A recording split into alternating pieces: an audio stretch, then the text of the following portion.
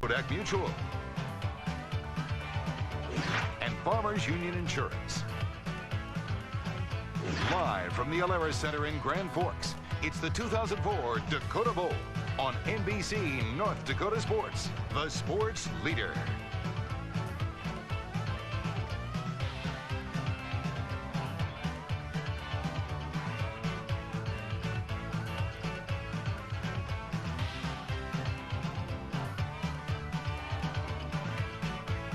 Scott Peters along with Lee Timmerman. 4 games on schedule this weekend, 1 already in the books, and a pretty good one coming up here next. Yeah, absolutely. A team, the Velva-Aggies, with a chance to win back-to-back championships, and a team that only graduated 4 players off of last year's title team.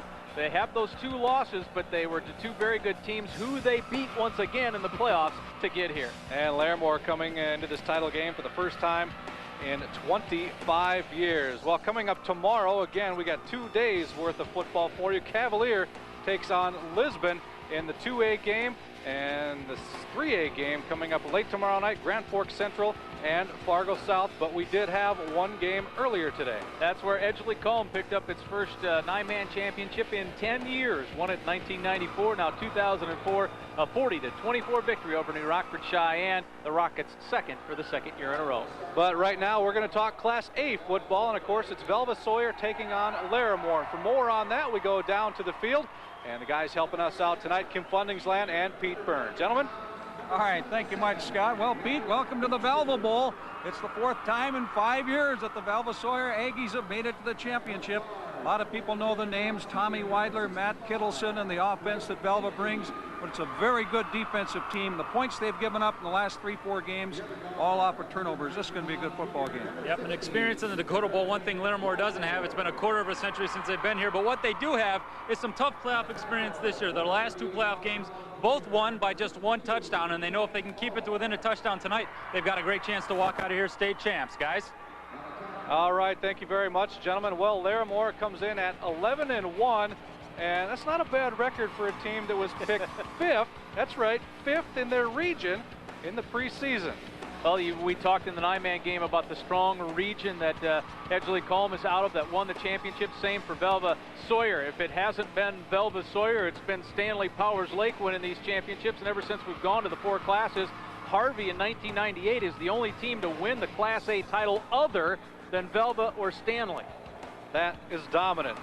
A couple of guys that will dominate on the field, or at least they have been all season long. A couple of guys we'll talk about an awful lot tonight. First for Larimore, Joel Kelly. Well, what a season he is having.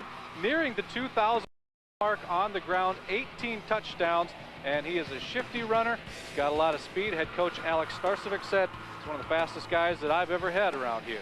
And what's an Aggie team without a Kittleson on it? It's been a long time since that's happened. Matt is the latest of these very, very good Kittlesons.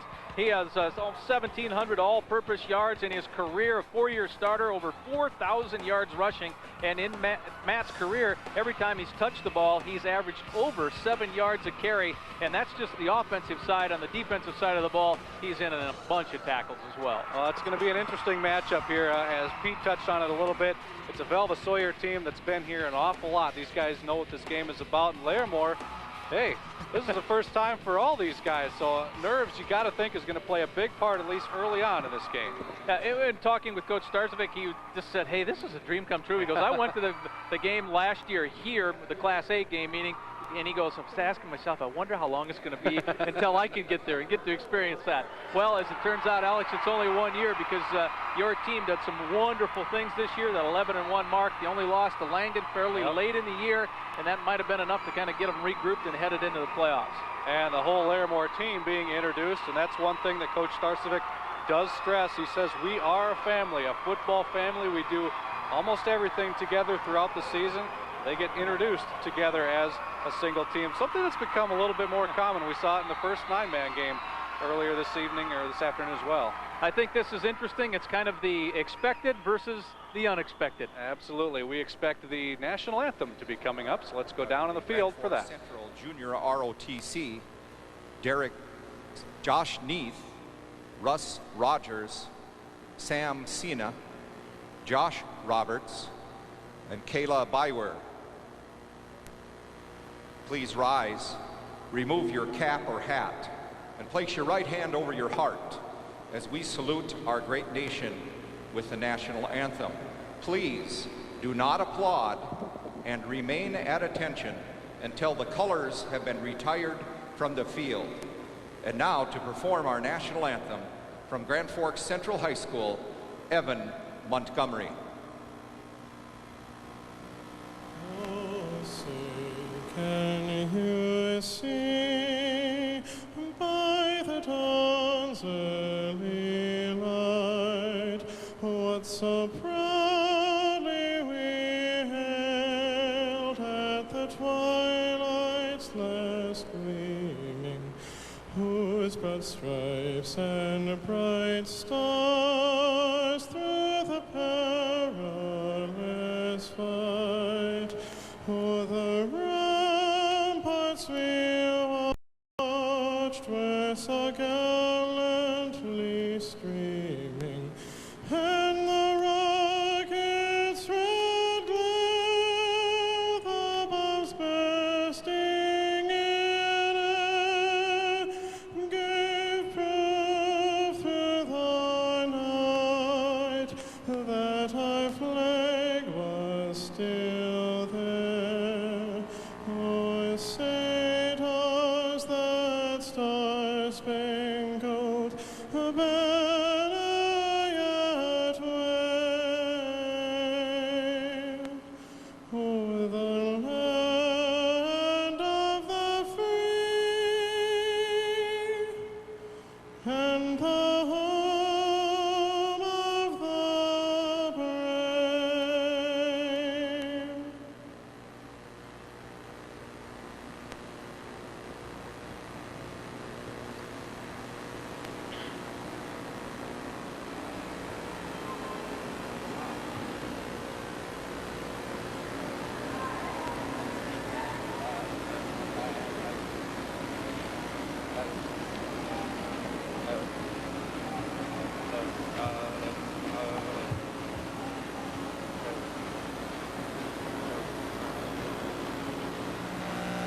The Aggies and the Polar Bears kick off for the Class A championship next.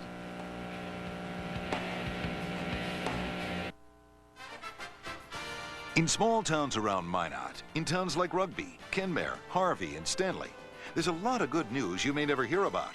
All next week, it's Stanley's turn to shine. KMOT will air special reports on neighborhood news from Stanley. News about Stanley businesses, families, and schools. KMOT has the neighborhood news from Stanley, starting Monday, November 15th. Only on KMOT during the evening report at 6 and the night report at 10. Our lives are spent touching other people, building a wide web of friends and family. We become touchstones for people in many different times and places. When we pass, the center of the web is empty, but the threads remain, a legacy of how we lived. A memorial service is a chance for those we've touched to gather together, to remember, to celebrate the part we played in their lives. For over 60 years, Thompson Larson Funeral Home has been proud to help in the remembering. Well, welcome back to the Alaris. We're just about ready for kickoff of the Class A championship game. The Polar Bears getting ready to take on the Aggies of Velva-Sawyer. Josh Berge, Lee, will kick off for the Polar Bears. Larimore did win the toss. They elected to defer, meaning they will make the third quarter. That meant that the Aggies got the pick, and they will take the ball. And deep for the Aggies, Matt Kittleson. Also back, Tommy Weidler. And this will be Kittleson. Takes it up the middle. Finds a little bit of a seam, gets across the 30-yard line to about the 34, and that's where the Aggies will take over on offense. Well, Matt Kittleson throughout the year has been averaging about 30 yards of kickoff returns. So the Polar Bears did a pretty good job of covering him up there. You'll see a lot of misdirection, a lot of counter out of this double wing. It's kind of an offense built on deception. And there's quarterback Tommy Weidler, and we'll talk a little bit about that. That's a new wrinkle if you remember anything from last year's title game. And fake to Kittleson. Weidler looking deep, but nothing there. Finally, the pass across the middle. Connor Colby, the tight end, makes the reception almost up to midfield. Let's take a look at the Velva-Sawyer starting offense, brought to you by your local Dodge dealer. And they are led by Tommy Weidler, who didn't even play quarterback last year. Matt Kittleson, of course, Eric Hinkey, also running back. Paul Jelstad, one of those guys we talked about that's a pretty common name in that area. Michael Morey, also up front, John Miller, Chance Hall, Brandon Weidler, Blake Hinkey, and Robert Duckshire. Now this time the handoff up the middle. And the ball across midfield. Straight ahead to Jelstad. That was Jelstad, a guy that they'd really like to see get in the mix. The defense for the Polar Bears. Again, the lineup's brought to you by Dodge and your local Dodge dealer. Buddy, Shaley, McMahon, Barry Schimpf, and Baumbach are the 5 guys up front, kind of a 5-2 setup. The linebackers, Hyder and Berge, with Hager, Nastasi, Kelly, and Hoyme in the defensive backfield. And if you know much about Alex Starcevic and that he played defense at UND, you know they'll be in a 5-2. And there's Kittleson across the 45, about a yard short of a first down. Actually, this defense is it was obviously based on what Starcevic knew at UND, but he said that Mike Manassa, another former, Fighting Sioux player, kind of helped him take what was a college style 5-2 and turn it into a high school, more built for the high school level. Mike Manassa, head coach at Grand Forks Red River for a couple of years. This year back at UND as an assistant coach. Third down, and we'll call it a long one, and Weidler will keep it himself, and it looks like he's got enough for a first down as he gets it near the 41. I think he did. Made it across. Tommy Weidler, him and Michael Morey. Morey was the quarterback last year. He went to the receiver this year. When Weidler was a freshman, he and Morey would alternate plays. They would turn different quarterbacks running in and out, and Larry Sandy just said, Tommy was the guy who we moved to the quarterback spot because Eric Hankey has been playing so much better as a better runner. He said he was better than in that wing position than Weidler was from that wing position. So that's kind of how all this personnel just moved around. And that's Hankey, number 14, in motion, and he's the one who gets the call. Gets a couple yards across the 40-yard line. Hankey, a sophomore at 140 pounds. It's kind of an arch motion that Velva-Sawyer runs out of this double wing formation. You arch, meaning you just go a little bit deeper, so your momentum is going back toward the line of scrimmage. Helps gives you that little extra boost to the line, and that's one thing that Velva-Sawyer is so good. They are so quick with the ball to the line. On a 2nd down and 8, Kittleson gets the call, and he's actually brought down for possibly a loss of about a half a yard. It's Josh Berge, number 47, one of the guys in on the tackle for the Polar Bears. I thought Brandon Baumbach was one from his nose position, helped out a little bit there, but Berge's second on the team in tackles, well over 100 on the year so far. But you really have to be a disciplined defense because you're never quite sure where the ball is, because Weidler does a pretty good job of making fakes. They're out of the wing formation now. And Weidler back to pass, a heavy rush, and he gets rid of it, a flag down. And we'll see what the call is. Dylan McMahon, the guy that got to Weidler, but a flag thrown right where Weidler was. Well, McMahon, if you want to throw this back, just try and remember if you were a Fighting Sioux fan from the national championship year, there's a face mask as the preliminary call. McMahon is kind of that weak side rush in like Eric Schmidt was, and then Buddy Shaley on the other side, who's been in that position since a freshman, number 77. He was kind of the Ryan Govan style of player. So if you can pattern your defense off of that, as we take a look at the Farmers Union Insurance instant replay, there's McMahon draped all over it. And it was a face mask call, just the 5-yard variety. So it brings up a 3rd down and 4 for the Aggies.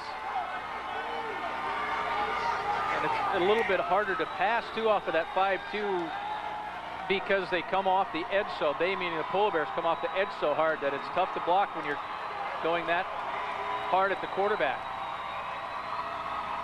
Hankey in motion, and the pass back to him. And a nice play there by Kelly, who holds him to a minimal gain. You couldn't have played that any better than Joel Kelly just did. Number 5, the outstanding running back in the Farmers Union instant replay. The pass out to the man in motion. That was Hankey, and Kelly just brushes off the block, or the attempted block, from Wade Loftusness. Slides, keep his shoulders squared, and just popped him down for maybe a gain of 1. So that brings up a 4th and 3. The Aggies going for it on the Polar Bear 34-yard line. Kittleson in motion. He gets the pitch, looking for a room to cut back, and he will not get the first down. Tremendous flow to the ball, and it looked like Kittleson was trying to find a place to cut back once he found out, and we'll take a look again on the Farmers Union replay. Kittleson, well, yeah, see now he knows with Kelly there, he's trying to cut back, but the pursuit is perfect, and that's the definition of gang tackling. That's one thing that Velva-Sawyer does so well on defense as well, as they go on it now, but those white jerseys will be all over the ball. Now the Polar Bears hold. That is Ryan Opdahl, the senior quarterback. Did not for play the Polar last year. Bears, or the year before, yes. And the handoff is to Kelly right off the bat, and a big gain for him.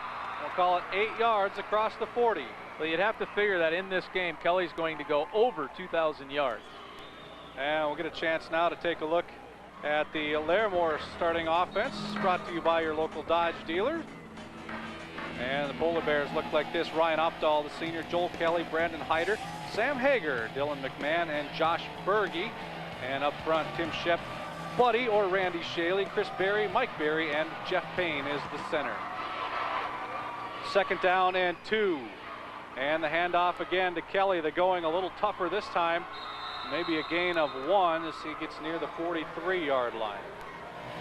Defensively for the Aggies, brought to you by Dodge.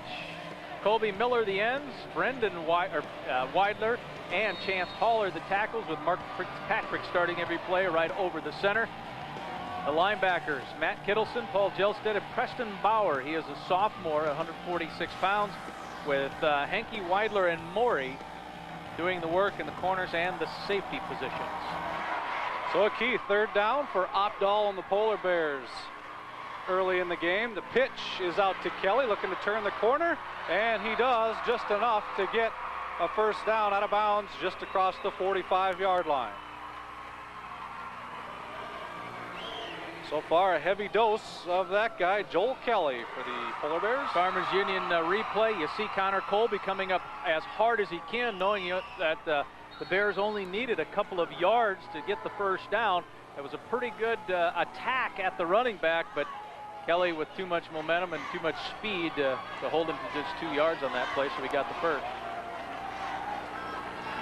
Larimore in the eye, and again, pitch back to Kelly. Looking for some room, has a blocker out in front, gets about to midfield, and that's where he is yanked down just across the 50-yard line.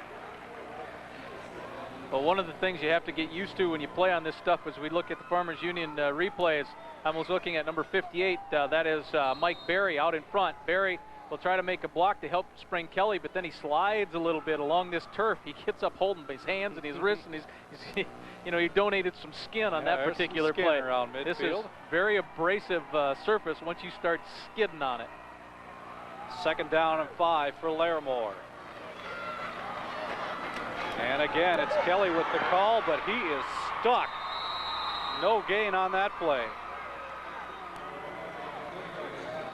Paul Jelstead, I think, was the guy that kind of fired through there first. Got some help from Colby. Farmers Union instant replay, number 30.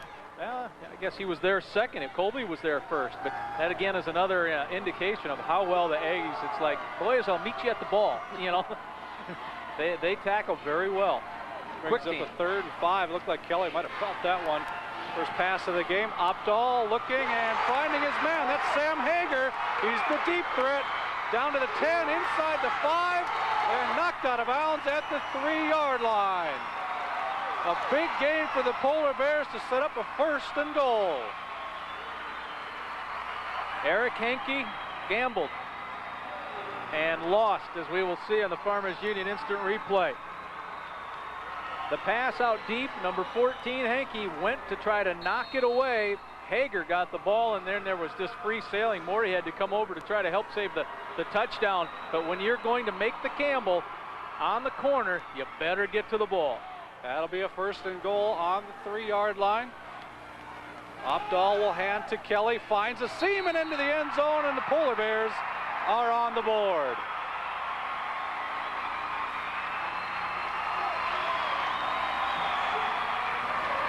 Joel Kelly, his 19th rushing touchdown on the year. In fact, if he's got a chance to go over 3,000 total yards in this game. Yeah. I mean, that's how fine a season number 5 has had. And also on the Farmers Union instant replay, pretty good lead block thrown right there by number 34. That's Brandon Hyder. Hyder got Connor Colby to move and. Oops. Yep, that's Kittleson coming through to block the extra point. But really, the block is in that particular touchdown sequence as impressive as the run. So Larimore scores on its first drive, and they take a 6-0 lead. We'll be back after this.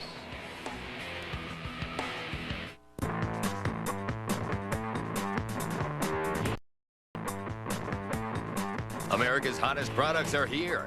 And just when you've seen one, there comes another, and another. And they're all at your Dodge dealer. Like a Durango SLT with leather trim, a sunroof, and rear seat DVD for a package discount of up to $12.50. Plus, get 0% financing and bonus cash on one of America's hottest products, all of which can save you up to $57.50.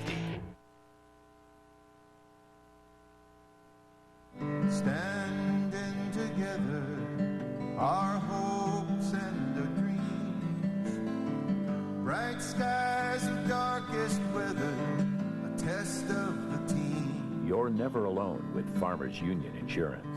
Your local agent can help you manage your risk with Farm and Ranch Insurance. Protect your investment, your farm, and your family with Farmers Union Insurance. Never alone.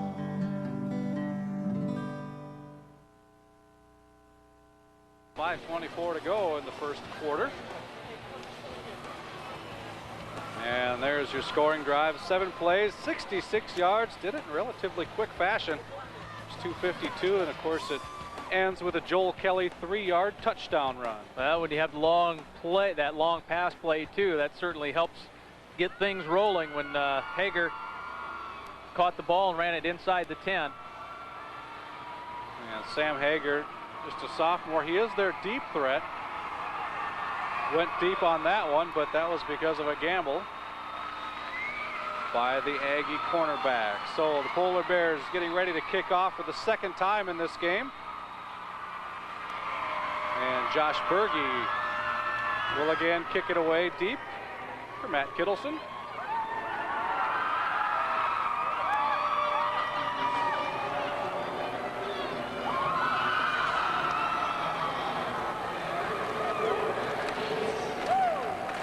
Not sure what the holdup here is.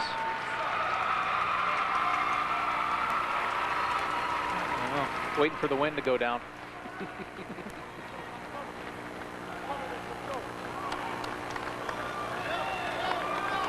Unless they think we're in commercial, but Lee, why don't you run down there and tell them we can kick off whenever. I'll be right back. Now we're ready to go. I'm back. Did I miss anything? That is quick.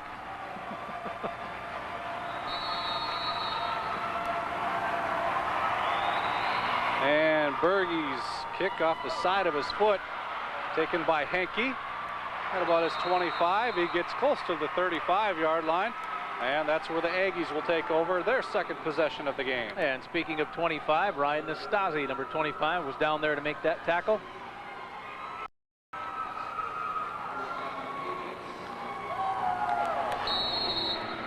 sure the Aggies would like to have a little drive now to answer what Larimore did.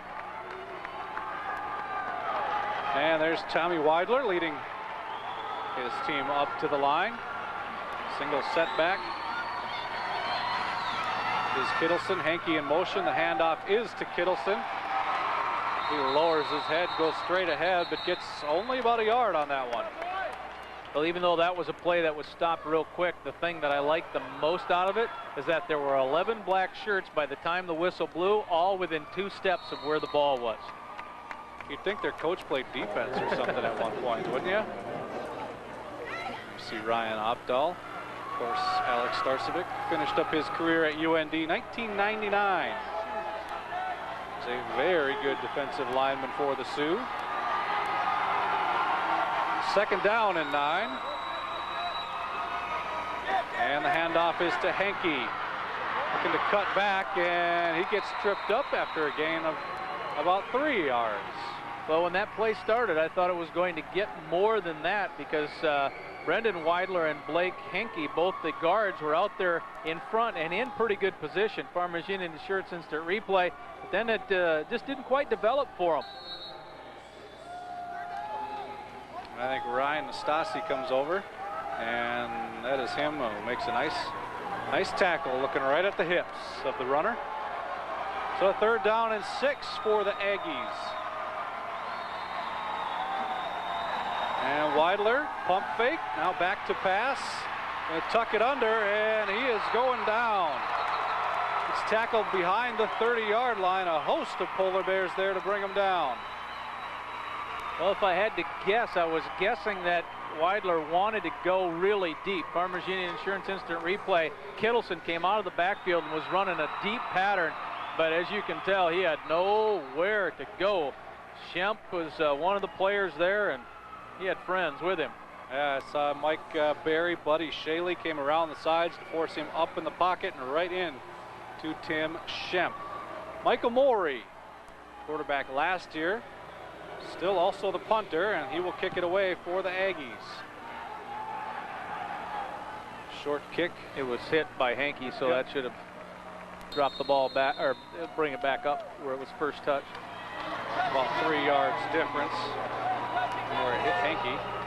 So good field position for the Polar Bears as they get ready for their second offensive drive of the game. Well, defense once again there for Larimore. Pretty darn impressive. Well, they'll keep track of this, Scott. Now, Larimore only allowed 126 yards a game on defense, only 7.5 points allowed. But now back on offense for the second time, and guess what? Mr. Kelly gets the call, and not much room there. A host of Aggies bring him down for minimal gain. Well, Shaley did a pretty good job of actually getting a seal inside, but Larimore couldn't get the ball to the position quite quick enough, and it closed the hole that was there closed up before he got to the line.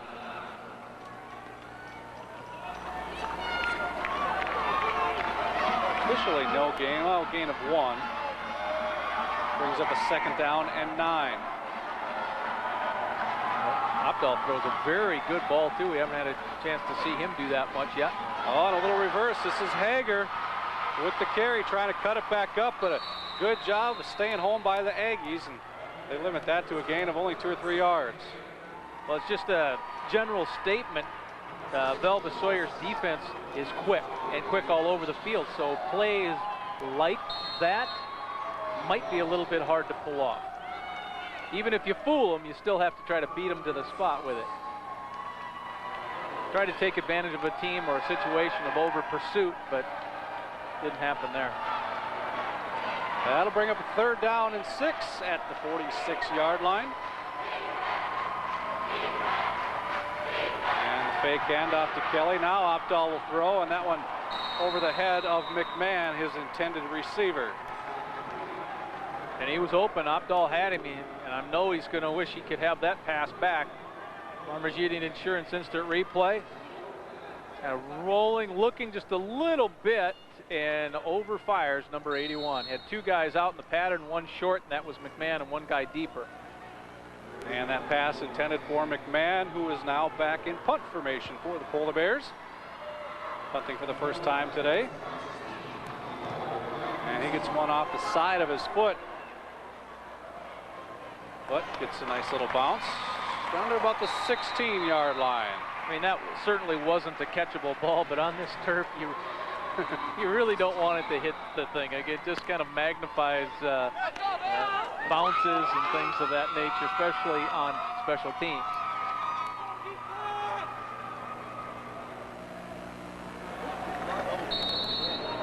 Good look at the Aggies bench. Just A couple of first downs would be something positive now for Velva-Sawyer. Yeah, with only about a minute to go here, minute 20 to go in this first quarter.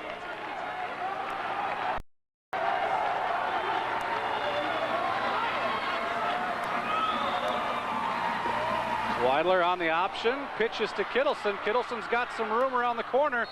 Stasi takes him out of bounds and a flag comes in.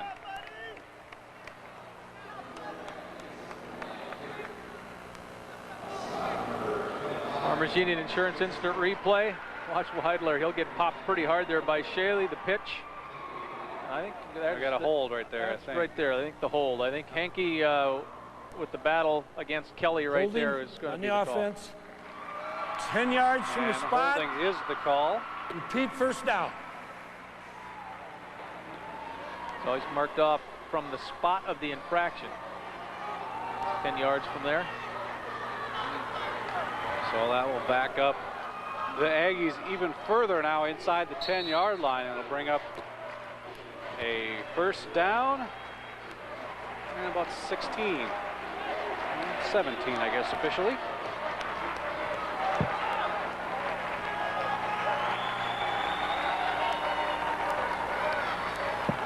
Jelstead in motion. Weidler a little fake, and he'll take it up the middle himself, and he's got a lot of room. Weidler up near midfield to the 50. It's a foot race. Kelly will run him down, but not until Weidler picks up a huge chunk of real estate. Now, how do you like that call? Well, the motion with Jelstead, Farmers Union Insurance instant replay meant nobody in the backfield. Quarterback draw. Try to find a little seam. You spread out the defense with two receivers on both sides, and then if it wasn't for the speed of Mr. Joel Kelly, this baby would have went a long ways for the touchdown. But that's a very nice play, the type of play that Velva-Sawyer was hoping for to get jump started. And that could spark this team. Henke in motion. The handoff, though, instead to Kittleson. And Kelly again there to make the tackle. Kittleson picks up about 6 yards. Well, you show flow and show motion to the right side, then hand off back on the kind of the counter, the inside counter. Good look at Alex Starcevic. It's funny talking to him before the game and asking him about Velva and what he would do, and he just kind of rolled his eyes saying, well, they got Kittlesons and Jelsteads, the same guys I was playing against. All those went down in North Dakota State. So he goes, all those Bison names on that team.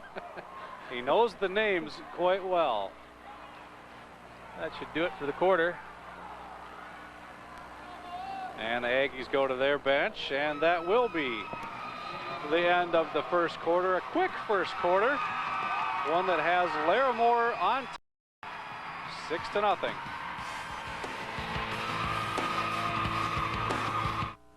The flooring sale you want is here. At Tollefson's Carpetland, you pick the sale.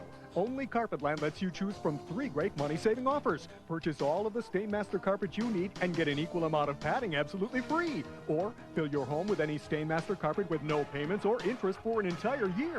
Or have your Stainmaster carpet professionally installed and pay only $99 for standard installation. You pick the sale exclusively at Tollefson's Carpetland next to Slumberland Furniture at 2100 South Broadway. Proceed. Great seed at a reasonable price. In the last 5 years, all Proceed products have consistently rated in the top 25% of university trials. They produce high yields, strong stock strength, and low cost per acre with high dollar returns. Plus, great dry down with the good disease package. Stock up on top quality Proceed products for the growing season. For volume discounts and no interest, no payments through December 1st of 2005, they're offering their farm plan. Call Proceed for details or the dealer nearest you today. And welcome back to the Alaris. A reminder, third watch, which is normally seen tonight at 8 o'clock, will not be seen this evening anyway because of our football coverage. You can check it out tomorrow, Saturday at 12:30 p.m. And medical investigation, the show that's on at 9 o'clock, will be seen in its entirety, followed by your late local news. You're a wealth of information, Mr. Peters. The TV guide portion of our broadcast this evening. Second quarter underway. Jelstead gets the call. First play of the second quarter. And he gets to the 26-yard line, but he'll be about 3 yards short of a first down. I know the one thing that Velva-Sawyer would always like to do, and take a look again on the Farmers Union Insurance instant replay, is to set up the fullback. That's Jelstedt. Jelstedt has had fewer carries later, but I think that a lot of that had to do with the fact that they were playing Stanley Powers Lake, playing Williams County, good teams that obviously knew that one of the things you want to do first, if you can, is eliminate that fullback. Brings up a 3rd down and 3. Henke in motion and a double fake. Weidler on the keeper. He's got a blocker in front. Weidler's going to score. Tommy Weidler, 26-yard touchdown, and that gets the Aggies on the board. Now, thank you, Mr. Kittleson. Kittle on the instant replay here, brought to you by Farmers Union Insurance. It's the straight quarterback sweep. Number 24 is the man who throws the block, and I think he got Baumbach right there and maybe took out a couple of guys. And nice patient running by Weidler, waiting for the block. He cut immediately right off of it. And so for the moment, that ties the game up at 6 apiece, pending the extra point boot, which is true.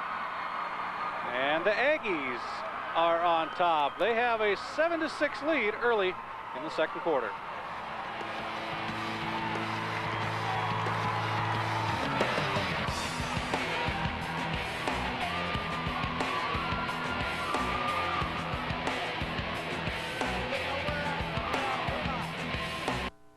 For over 80 years, farmers have trusted Interstate Seed. Interstate brand sunflower hybrids, including 2 new New Sun and 1 New Sun Clearfield, have consistent and dependable standability, outstanding D-Hull characteristics, and high yield expectations. And Interstate continues to be a market leader in canola with a full portfolio of hybrids, synthetics, and open pollinated varieties. Ask about the new Roundup Ready canola hybrids available for 2005. Prosper and realize your goals to the max advantage with Interstate brand hybrids.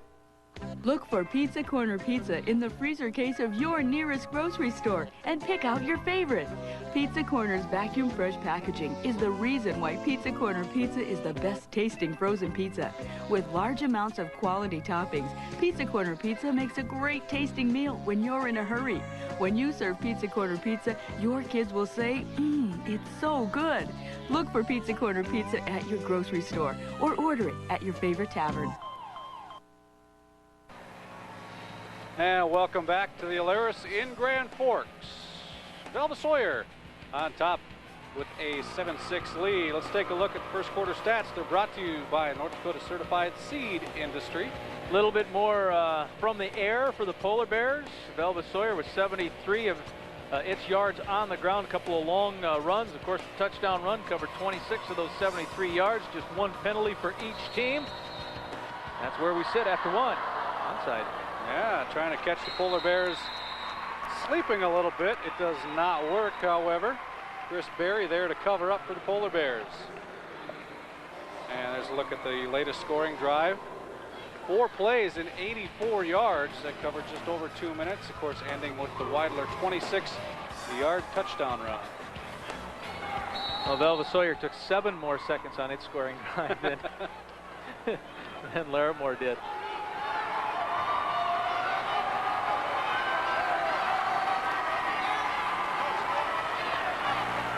Ryan Opdahl back under center for the Polar Bears. And the give to Kelly. Trying to stretch it outside, and he's not going to get too far there. Run down by Kittleson. Mike Fitzpatrick, number 64, was the guy who squirted in there first from his no position. Farmers Union Insurance instant replay. There you see number 64 just threw Kelly off of where what the game plan was on that particular play anyway. He just didn't have a chance to get to the spot because the nose guard shot in there so fast. And a loss of 2 on that play, so that brings up a 2nd down and 12 for Larimore.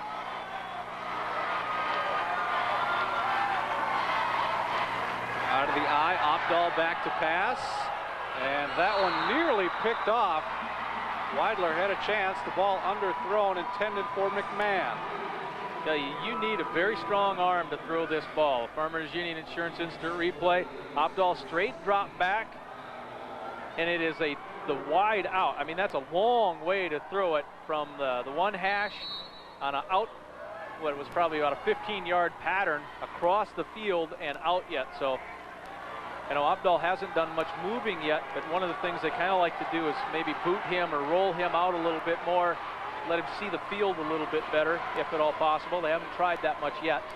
3rd down and 12. Abdal back to pass. They set up the screen, but that is covered up nicely. Kelly with the catch, but he is taken down right away.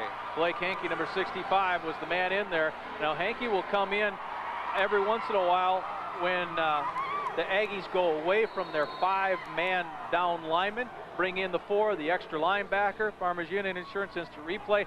This appeared at first like it had a chance to happen, but Hankey again made the nice play. McMahon back to punt again. High punt. Takes a little bit of a polar bear bounce and will die about the 27-yard line. When those punts like that are high and short, then you're the team receiving. You have to be a little bit careful about where that baby's going to bounce, because the guys who are making the blocks sometimes might hit the ball, and then, you know, all heck can break loose. Time for the Farmers Union Insurance Fan Cam. Contact your local Farmers Union Insurance agent for all your insurance needs. Good crowd on hand here tonight. Larimore only about 20-25 miles away from where we are in Grand Forks, and a strong showing from them here tonight. As the Aggies go back on offense, the handoff up the middle. Gelstad, I believe, got the call. Velva-Sawyer, the team and their fans win the distance award this week. and relatively speaking, not that far. Not that far, yeah. I mean, it's the way this Dakota Bowl is kind of panned out. A lot of teams from around this area are playing here this weekend. So they're hoping for a good turnout both tonight and tomorrow. 2nd down and Hankey in motion. Kittleson the call. Plowing his way behind blockers. He gets across the 35 to the 36.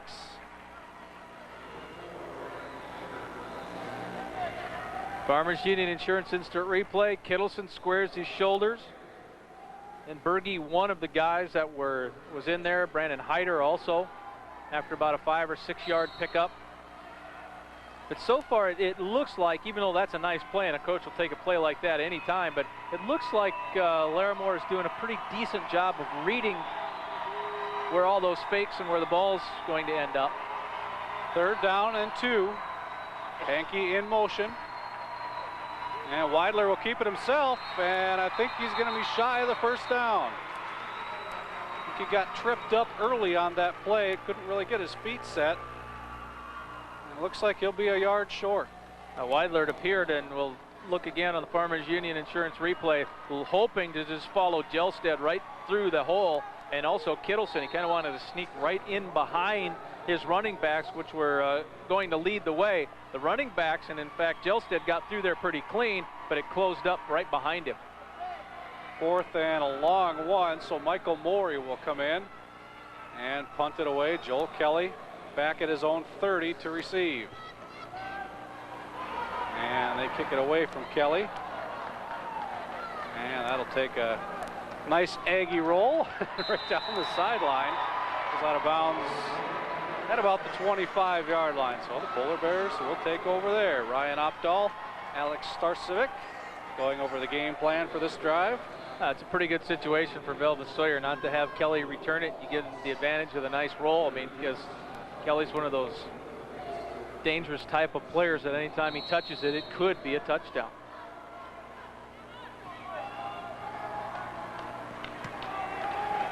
And he's touched it an awful lot here in this first quarter and a half for Larimore.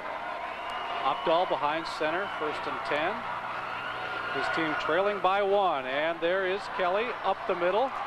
And a nice gain of about 8 yards near the 35-yard line. Well, it almost looked like kind of a 4-4 stack. Farmers Union Insurance Instant Replay.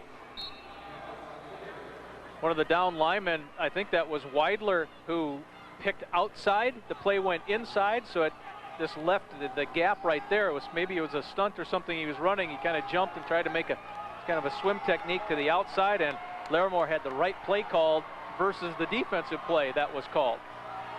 Gain of 8, 2nd down and 2. And Hyder, the first guy through, gets the call. I believe his first carry of the night. It's good for Polar Bear, 1st down. Brandon Hyder, very good blocker, but he certainly will get some carries, 65 of them on the season for more than 400 yards on the year. And 6 of those ended up in the end zone as well. This one ends up in a new set of downs. Different defensive fronts. I've seen 5, 4, and 6 at times already that the Aggies have used in that last short yardage situation. It looked like there was another one brought in 6. And they go back to Kelly, and that one snipped out by Brendan Weidler, I believe. That was Hankey again. On number 65, Blake Hankey. There's a good look at Blake, the senior, at 210 pounds. And that's one thing that Velva-Sawyer will do. They try to get into the gaps. They get into the gaps and they get into them hard. That means if you do get through first and you guessed right, plays like that, negative yardage plays for the offense can happen quite often. That was a loss of 3, 2nd down and 13. Play action, Opdahl going up top. And that one nearly picked off again. Hager, the intended receiver. Farmers Union Insurance Center replay. See number 30, Gelstead, on the blitz. He got taken down. So right now you know that you have as many receivers as defensive backs trying to get the guy, Hager, coming on a long kind of a drag pattern, sneaking right behind where the linebackers were. Fairly tough throw, and from that angle you could see where Opdahl did not have a lot of room to try to get the ball in there. Got it into a pretty good spot though from where he was. 3rd down and 13. Back to pass again, this time over the middle. Pass is completed, but it'll be short of a 1st down. Berge, the reception. Farmers Union Insurance instant replay. Once again, Velva-Sawyer brought 2 linebackers. Well, there's one of the safeties in there. No, that's Bauer, linebacker. Brought 2, had the right play called, but you just needed more yards than what was available because the defense backs were able to come up and make the tackle, but there was a lot of room to complete that ball.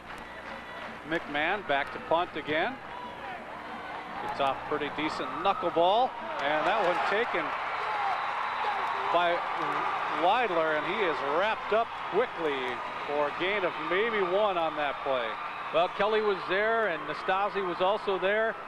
Farmers Union Insurance instant replay. The one good thing, though, on this is it doesn't hit the turf, doesn't bounce.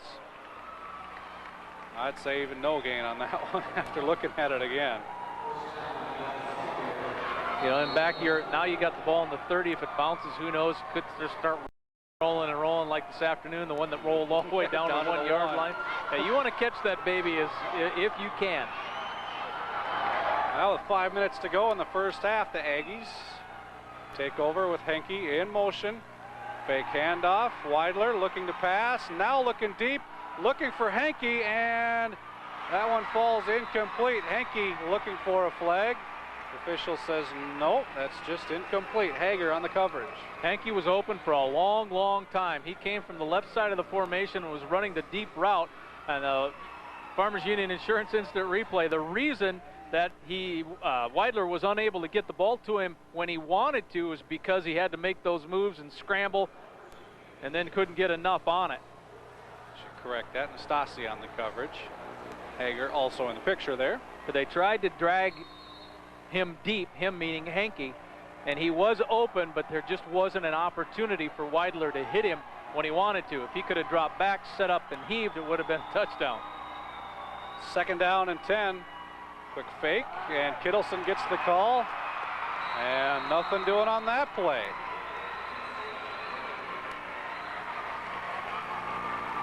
Shemp, number 70 in there, as is Mike Berry, number 58. And I'd say all in all, this has been a pretty good showing for both defenses so far. Yeah, I agree, and I think one of the reasons for that is, the main reason for that is up front. If you can get it done up front, the play just won't have an opportunity to develop. You give a linebacker like Berge there an opportunity to make a read without anybody on him. Well, Velva-Sawyer does a lot of cutbacks and things that have not worked so far. Counters. 3rd down and 10. Fake handoff. Weidler looking deep again, looking for Henke again. And this time it's picked off. Hoyme.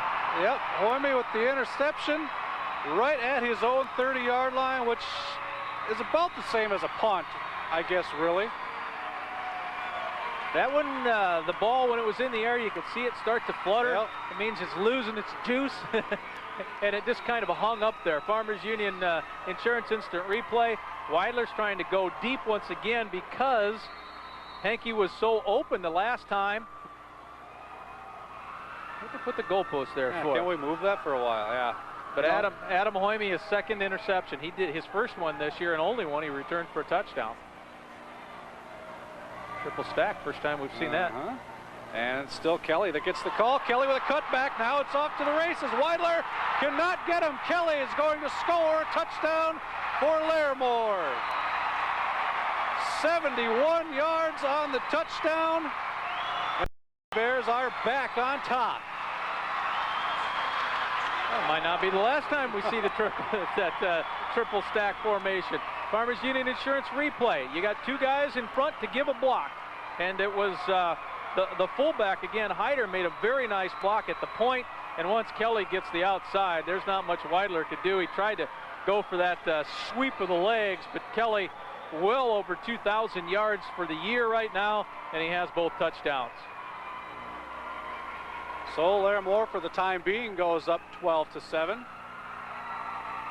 How do you go for 2 here? Probably. Looks like that's the call.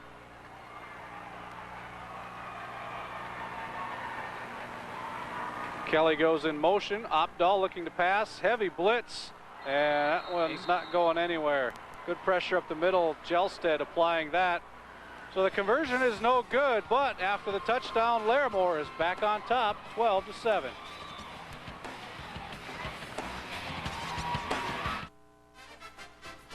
In small towns around Minot, in towns like Rugby, Kenmare, Harvey, and Stanley, there's a lot of good news you may never hear about.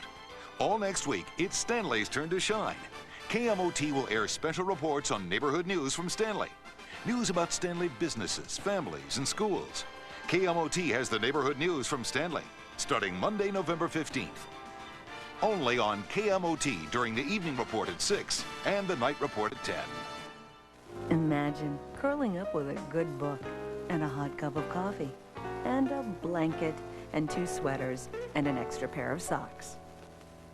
Is this how you conserve energy? With zone-controlled electric radiant heat, you can conserve energy and enjoy warm comfort. It lets you control the heat in each room in your home separately. That means you control the cost. For more ways to conserve energy, call our Idea Center. One more advantage from Ottertail Power Company. Well, Larimore capitalizing on a turnover with a quick strike touchdown, a 71-yard run by Joel Kelly. And the Polar Bears go back on top, 12-7 with 3:49 to go in this first half. That was Adam Hoyme on that long 3rd down bomb that picked off the pass, and the 1-play drive. You'll take those? I'm guessing about 7, well, I was going to say 7 or 8 seconds, but took him a little longer apparently to get through the hole. 1 play, 71 yards, all of 12 seconds. But I mean, Kelly, that's just a perfect example of any time he touches it, it could go. And the kickoff taken at the 25. Henke with it. Bounces off a couple of tacklers and gets across the 35. So come the Aggies. Now trailing by 5.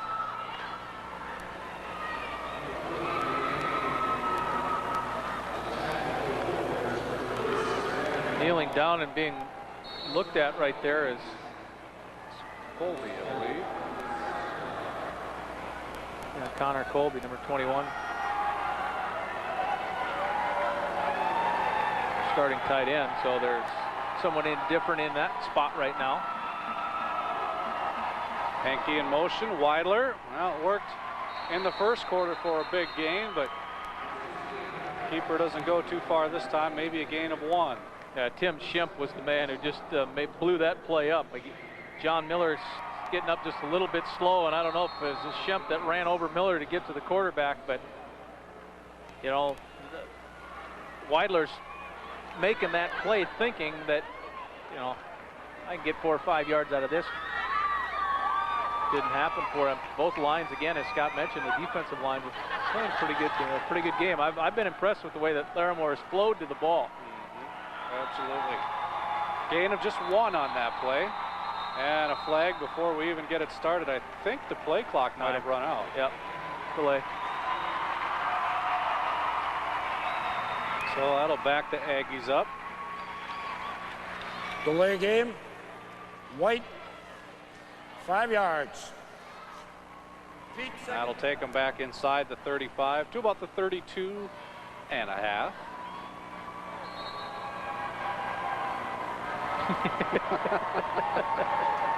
Well, it gets you on TV, so I like the creative signs. Weidler on the option. He keeps it, gets back up across the 40-yard line. Gain of about 8 on that play.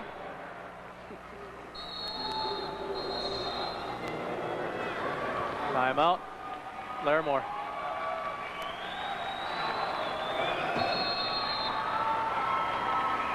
Polar Bears taking a break. Maybe to think that they'll get the ball back here with the stop with a decent amount of time left. Or Coach Starcevic saw something he didn't like. He still has, you know, his other 2 timeouts too, so. Yep. He's really done a good job in his 4 years there at Larimore.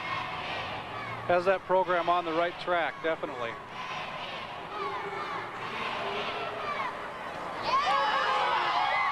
He was fun to talk with. He was just so jacked. He was so pumped up to be playing in this game and have his team here, and, you know, and have the boys actually, you know,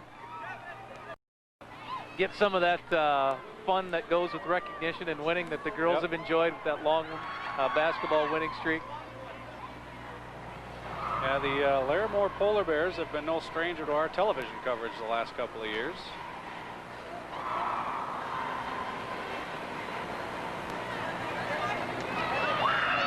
Seems like there's a problem with headphones down there.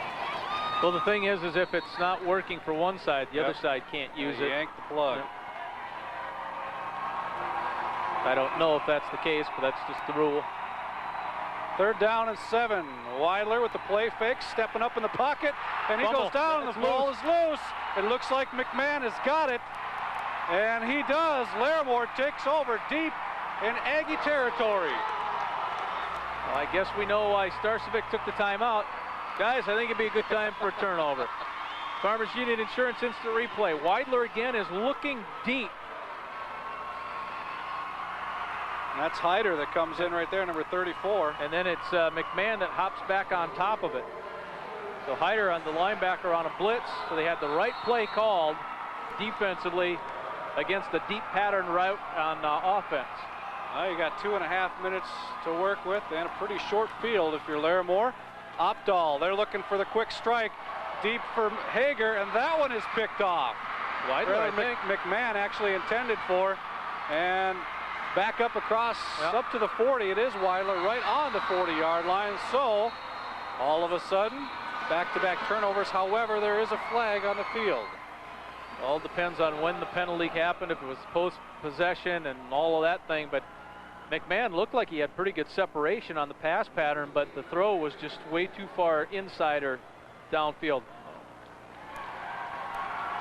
It's holding, but was it after the interception? Holding on the offense.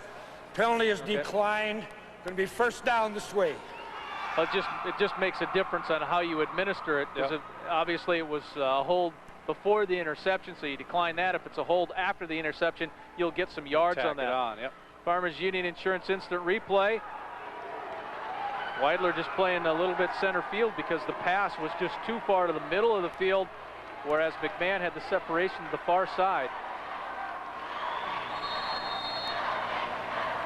So back where we were about 2 plays ago. Except it's a first down now for Velva with 2:22 to go in the half. Kittleson in motion. And Weidler over the middle, and he's got Connor Colby. And that's a big gain of about 20 yards down to the Larimore 40.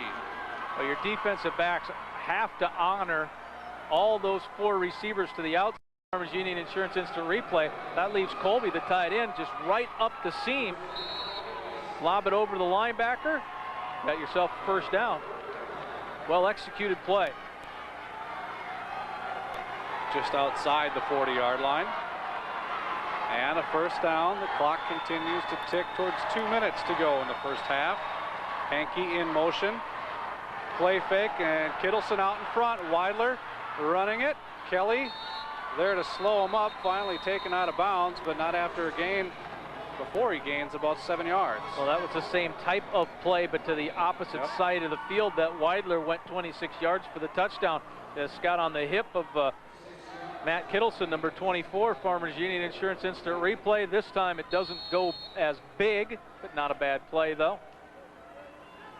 That time Kelly just sidestepped the block and slowed Weidler down. Stops the clock with the play going out of bounds. And here's Kittleson. He's got some room into the secondary. Across the 30 for a first down, down to the 24-yard line. The counter play, putting Kittleson at the wing, showing flow to the near side. Farmers Union Insurance Instant Replay, handoff to Kittleson, sneaking back in. If you get the one good, maybe a seal on the far side. I didn't see that time if there was a little bit of a pull or a lead through there. But you just go against the flow. And Larimore has called a timeout with 1:44 to go. It worked last time for Larimore. It was a turnover. Only momentarily anyway. That's one thing we didn't see a whole lot of in our first game today is turnovers. Seen 2 here quickly in the second quarter. Well, Coach Sandy, Larry Sandy, said that last year's team probably overachieved a little bit because they were so junior dominated and underclassmen dominated, and then they had that great run through the playoffs to end up winning it all. Different situation in this particular instance with so many veterans coming back. It was a lot different for that team this year when you're expected to get back here. You're expected to win. Last year that wasn't the case, and that's not an easy thing when everybody expects you to get back to this spot. And yet, here they are once again.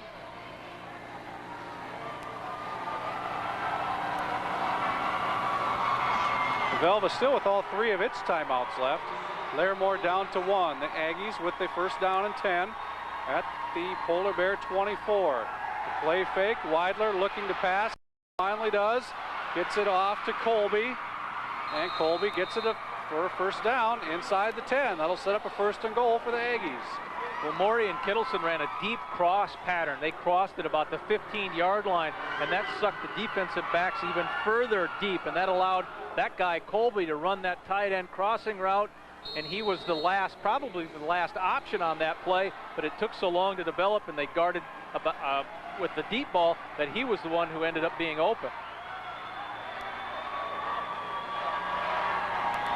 First and goal from the 8. The handoff is to Kittleson, and he gets taken down. Shemp, the first guy there, number 70. So the tackles, and especially Shemp, have been able to get in and disrupt some things. It's a couple of times where he's been in the backfield and right around the area when the handoff is being made. Velva still with all 3 timeouts left. The clock down to 50 seconds to go in half number 1. Second down and goal from the 9. Weidler to pass. Now he steps up, does get rid of it. Colby, is it a catch? It looks like it down to the 1. Nice time to use one of those timeouts. And there it is. Farmers Union Insurance Instant Replay. Weidler looking. You see him kind of peeking back left. Run it. No. Hey, I've got a guy open. And Colby, who's made a couple of catches here in this drive. Nice catch right there. And Velva-Sawyer does call the timeout.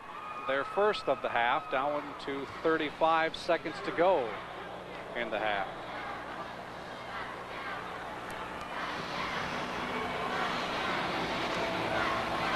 It is third down.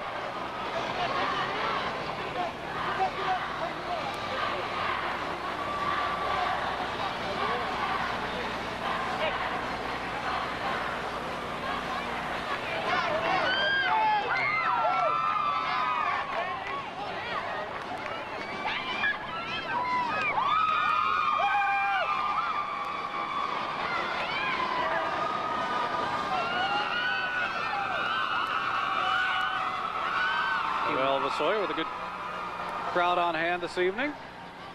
Even though you only have, a little bit over a half a minute, a couple of plays, no reason to be in a hurry because you have those timeouts to use yet. It's not like a situation where you're in a hurry up and you needed to call 2 plays or anything like that. But it is third down and goal. Kittleson in motion. Weidler will take it across for the touchdown, and Velva-Sawyer is back on top.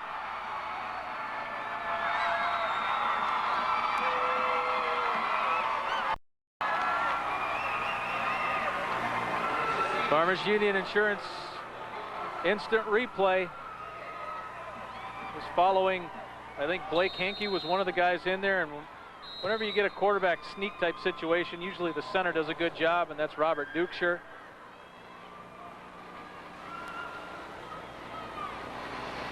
And Velva-Sawyer has called its second timeout of the half. I would assume you try to go for 2 here if you're Velva-Sawyer. Make it a 3-point game. Otherwise, you wouldn't need the timeout to work a special play to kick it. That's kind of what I'm thinking. This guy's got the good seats.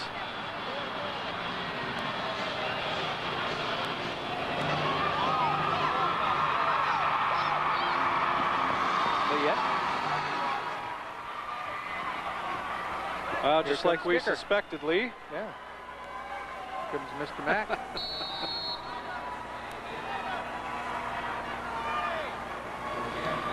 I suppose you can't take the timeouts with you. I guess not. They don't carry over. Might as well use them. And the extra point is good. So it's a 2-point lead, 14-12 in favor of the Aggies. What we need is one of those charts that NFL and college coaches have to tell you when you're supposed to go for 2 points. I would think you try for 2 there, make it a 3-point game. I don't know. I don't have the chart, obviously. There's the Aggie scoring drive, 7 plays, 60 yards in a minute 50. And of course, Weidler with a 1-yard touchdown run. Well, do you leave that chart back in your hotel room, Scott? That's right, I certainly did, Lee. That's right. You don't have one. Yeah, it's in my car. Which I think, a very funny inside joke. Scott's had a tough day. He got as far as Hillsboro on the drive up. Let's just leave it as that. And I'm darn lucky to have made it to Hillsboro. Let's put it that way. It was a nice walk, though, up to Grand Forks the rest of the way. Yeah, you made it. Oh, yeah. I was impressed. And the Aggies' little squib kick up the middle, taking it to 35 across the 40-yard line. And that's where the Polar Bears will take over. Less than 30 seconds to go in half number 1. Yeah, remember that quick first half 2 minutes ago? 2.5 minutes or so. A couple timeouts, a couple turnovers. That'll slow things down a little bit. Well, the Bears have 1 timeout left, 29 seconds to get a couple plays off here.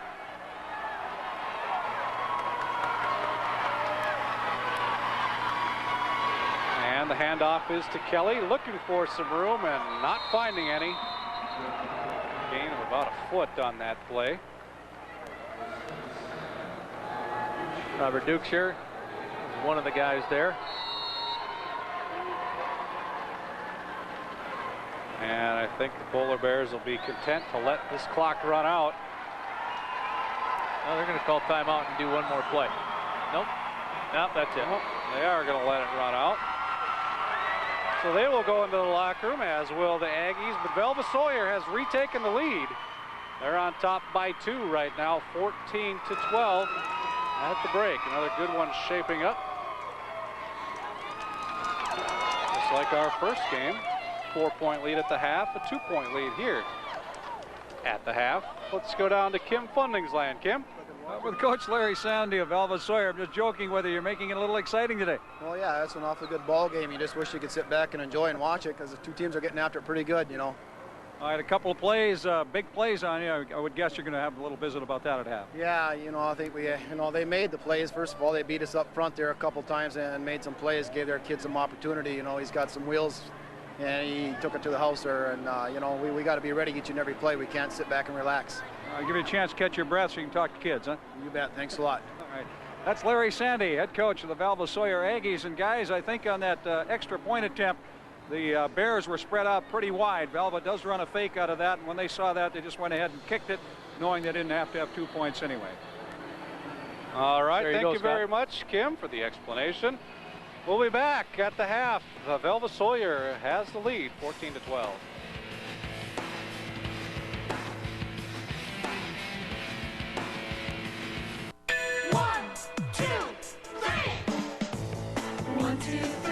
There's a whole new side to the dairy you love. Clinical studies show milk, cheese, and yogurt actually help the body burn more fat when you make 3 servings a day part of your weight loss plan. So, when you're cutting calories, make it 3 servings of dairy every day. 1, 2, 3. Like what you see? Learn more at 3aday.org. It's the Toyo Tire Great American Cashback Offer at Northwest Tire. Buy Toyo Tires and get up to $125 cash back on these selected sizes of Toyo Tires. The Open Country AT has aggressive wet and snow traction. Its rugged good looks do not come with handling or ride comfort. The Open Country MT has extra ground clearance and load carrying capacity. And register to win this 2004 Ford F-150 at any Northwest Tire location. It's the Toyo Tire Great American Cashback Offer at Northwest Tire. The right tire, the right price. The race for Clearfield sunflower hybrids is on. The competition appears to be fierce, but Seeds 2000 is already revved up and poised to be the winner in your field. Seeds 2000 Viper is in the lead. And the clear winner is Seeds 2000 Viper. Put the clear winner in your field with Seeds 2000 Viper sunflower hybrid, a part of the Clearfield production system. Thanks for coming out for a great race today. Don't quite know how to put together the pieces for a home equity loan? Well, look to Northern Tier. Start your dreams with an addition to your home, or maybe a new car, a boat, or an RV, and we'll help with friendly hometown service. Next, we'll add competitive rates and flexible payment plans. The final piece is you, our member, and anyone who lives and works in this area, because you can be Northern Tier members too. Let us solve the home equity loan puzzle for you. Give us a call at any of our 4 convenient Northern Tier Federal Credit Union locations. Equal housing lender, member NCUA. And welcome back to the Alaris. We are at the half, and this halftime report is brought to you by Nodak Mutual Insurance. Well, Kim Fundingsland just had a chat with Velva-Sawyer head coach Larry Sandy, and he's got more on Coach Sandy. Kim. All right, thank you much, Scott. As you know, Velva-Sawyer football has become very well known throughout the state of North Dakota. That's because they win, and they consistently win, and they win big football games, making their 4th state title appearance in the last 5 years this afternoon. They've got a halftime lead here. One of the big things that has always been consistent is Coach Larry Sandy. The city of Velva takes great pride in its high school football team. When the players head for the practice field, they know they've got an advantage. Coach Larry Sandy. It's under Sandy's leadership that the Aggies have earned respect. Coach Sandy he really gets the respect that he needs, and if you don't give him respect, then he won't give you respect. That mutual respect comes from winning and a solid approach to the game of football. Professionalism brings a lot of respect and knowledge of the game, and he listens and as well as contributes, you know, takes in everything, and the kids respect that, and he respects them, and things work well that way. the main thing that makes the program is the kids and the team approach. I just think that's so important. You know, we've got obviously some great individual ball players, but if we can't have 11 players out there all playing on the same page, then the job's just not going to get done. And I think that's what we've done down the stretch here, is become a better team, and that's what wins ball games. Teams win games, but the Aggies would be as successful without Sandy, who has certainly earned the respect, if not awe, of his players. Younger years, when I was a freshman, he got me motivated to work harder and do better at my skills. And now I just look back and remember all the things he's taught me. Just an excellent coach. I mean, it's an honor to have a coach like that. He's got the kids to believe in what they're doing, you know, and we come up with good game plans together. And he knows his football really well. Comes up with plays that I don't think anybody could come up with. The Aggies' motivation right now is to win another Dakota Bowl title. Sure, it's another line on the sign, but more than that, it will be the ultimate show of respect for a coach who always respects a hard-working football player. Kim Fundingsland, NBC, North Dakota Sports. All right, thank you very much, Kim. Coach that's had a lot of success at Velva-Sawyer. There's certainly no doubt about that. Let's go back down to the floor with a couple of other coaches and Pete Byrne. Pete? All right, thanks a lot, guys. And of course, we're not even halfway done with the Dakota Bowl so far this weekend, and it all caps off tomorrow night with a 3A game between Grand Forks Central and Fargo South. And I'm joined with the head coaches of both programs right now, Mike Berg from Grand Forks Central, Kevin Feeney from Fargo South. And Kevin, we'll start with you, guy. Give me the atmosphere of your team right now. How excited they are to be here? They're extremely excited. I don't know where they thought they were going to be at the beginning of the season. So obviously, everything's been exciting the last few weeks, and I think the kids understand that we've got a big challenge ahead of us, and I'm sure they're looking to have a lot of fun. And Mike, you guys, not as many question marks at the start of the season. Your team was expected to be very good. They have been. What's the atmosphere right now? What's the attitude? Similar. I would say we're very excited. Kids have worked hard. I didn't know. I thought we'd have a good football team. I don't know if anybody expected us to be in this game. But as the season went on, I think we got better and better. And so I think we deserve to be here, and we're looking forward to a good one. Some of our viewers know this, some of them don't. The only blemish on your schedule this year is a loss in Fargo to Fargo South. What did you guys learn from that game that has helped you get back to this point, and how do you win tomorrow? It's like any other football game you get beat in. It's probably fundamentals, blocking, tackling. We didn't do a very good job with either. We tackled very poorly in that football game. Had some big penalties that hurt us. We didn't take advantage of some situations, and so we can't afford to pass up any opportunities we get. All right, and Kevin, moving over to you again now. Your team has won 10 in a row, playing, it looks like, better and better each week. I'd imagine the confidence is high. They are. They've played well, and they know that they've improved each week. But we know that every playoff team that we've faced has been a tremendous football team. And, Grand Forks Central is probably the scariest football team you could possibly face with the amount of speed that they have. So, we know we've got our work cut out for us, and we're expecting a very physical football game. And let's face it, you guys had the home field advantage last time. You don't have that this time around. Definitely not. I think it's going to be a fun atmosphere. Grand Forks will have a lot of people here, and I would hope that Fargo South would have a good showing also. All right, the head coaches of both programs that will be playing for the Class 3A title tomorrow night. Mike Berg, Grand Forks Central, thank you very much. Kevin, thanks a lot. Good luck to both you guys tomorrow night. I know you have a meeting to get to now. We appreciate their time, and guys, we'll send it back upstairs to you guys as we get ready for the second half of the 1A game. Yeah, thank you very much, Pete. That should be a fun one. We have some stats to talk about and some highlights to show you as we continue with more on the Nodak Mutual Insurance Halftime Report. Are you ready to save a bundle on your next vehicle? Don Bassett Motors says, come on down. Are you ready for the region's best selection of program vehicles? Come on down. The Price is Right sale is on at Don Bassett Motors in Minot. Find 04 Cavaliers at $89.95, 04 Malibus $10,995, 04 Grand Prix $14,995, plus $49 over invoice pricing on all remaining new 04 Hyundais and Mazdas. See the Minot Daily for complete details. The Price is Right at Don Bassett Motors, North Hill and Minot. Cash in on free carpet at the Carpet Garage. Now through November 20th, for every 3 square feet of Shaw carpet you buy, get one absolutely free when you buy an equal amount of pad. When it comes to fashion, Shaw flooring adds style and beauty to any room. And the Carpet Garage has it in stock so you can take it home the very same day. Free Shaw carpet, only at the Carpet Garage, 1500 20th Avenue Southwest in Minot. The Carpet Garage, it's a carpet supermarket. The holiday season was drawing up near, and little Mary Lou was full of the cheer. She had made up her list, toys that would fill her with glee. Her family she would send to Home of Economy. For the toys children want, for the toys they'll hold dear. You know where to go at this time of year. Breyer collectibles start at $17.99, and at $14.99, Earl Farm sets fit just fine. With a twinkle in her eye for the joy she was to see, Mary Lou wants her toys from Home of Economy. Where do I go to college? The final choice is yours. The decision is easier than you think. Smaller class sizes are a plus at Wilson State. Williston State College. Take off with aviation, a career that soars to new heights. Train for a great career in massage therapy, auto mechanics. Small classes guarantee personal attention with caring instructors. You can choose to be a number or enroll at Williston State College. Get on the web or call today. Williston State College, where the people make the difference.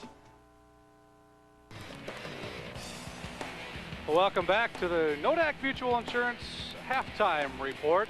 And at the half, Velva-Sawyer has a 2-point lead, 14-12 over Larimore. And it's been a pretty good defensive game so far. Yeah, with the exception of those, that the guy with the biggest play potential has made some big plays, that being Joel Kelly. And, you know, those are the types of things that coaches just going to give up that one play. But you don't have to worry about it. Your team still has the lead.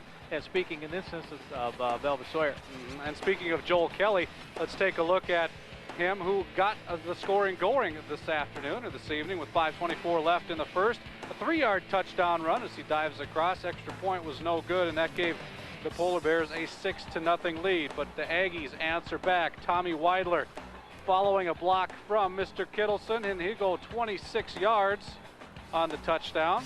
Extra point was good, and that gave him a 7-6 lead. This is just a very good example of Weidler not being over anxious, waiting for the play to develop, and then making the cut when the cut needed to be made. Then following a Larimore interception, the Polar Bears capitalize. Mr. Kelly following his blocks and shaking a couple tackles, and you could forget about it. He was off to the races, 71 yards, just the one play, and it gave Larimore a 12-7 lead. He has kind of those shifty hips. If you looked at where he kind of sidestepped that first tackle, his shoulders and upper body didn't move, but his lower body just went zip, zip, and then bang, he's gone. And finally, the final score of the half, with 32 seconds left in the half. Weidler, his second touchdown of the game, getting across from a yard out, capping a 60-yard drive for the Aggies, and the extra point gives them a 14-12 lead. Well, let's take a look at the halftime stats, brought to you by North Dakota Certified Seed Industry.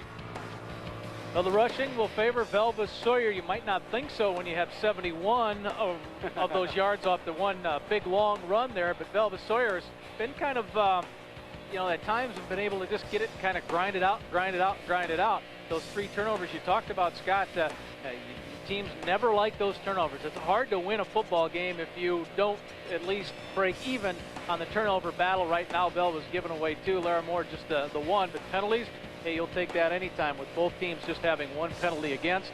Yeah, that's not bad at all. And all in all, pretty even numbers, which translates to a pretty close score, 2-point score at the half. We'll take a quick break. We'll be back with more right here at the Alaris. Coming up on First News at 5, find out about a new Ritalin patch researchers are testing for attention deficit hyperactivity. And who wants to be a millionaire? We've got a warning about those letters you may get promising you millions. And in weather, things couldn't be any better than what they are right now. Temperatures well into the 50s for this upcoming weekend. How about that? For this time of year, we'll take it. A few more clouds and slightly cooler as we get into next week, but I think we'll stay dry through Thursday. Kevin has the details at 5.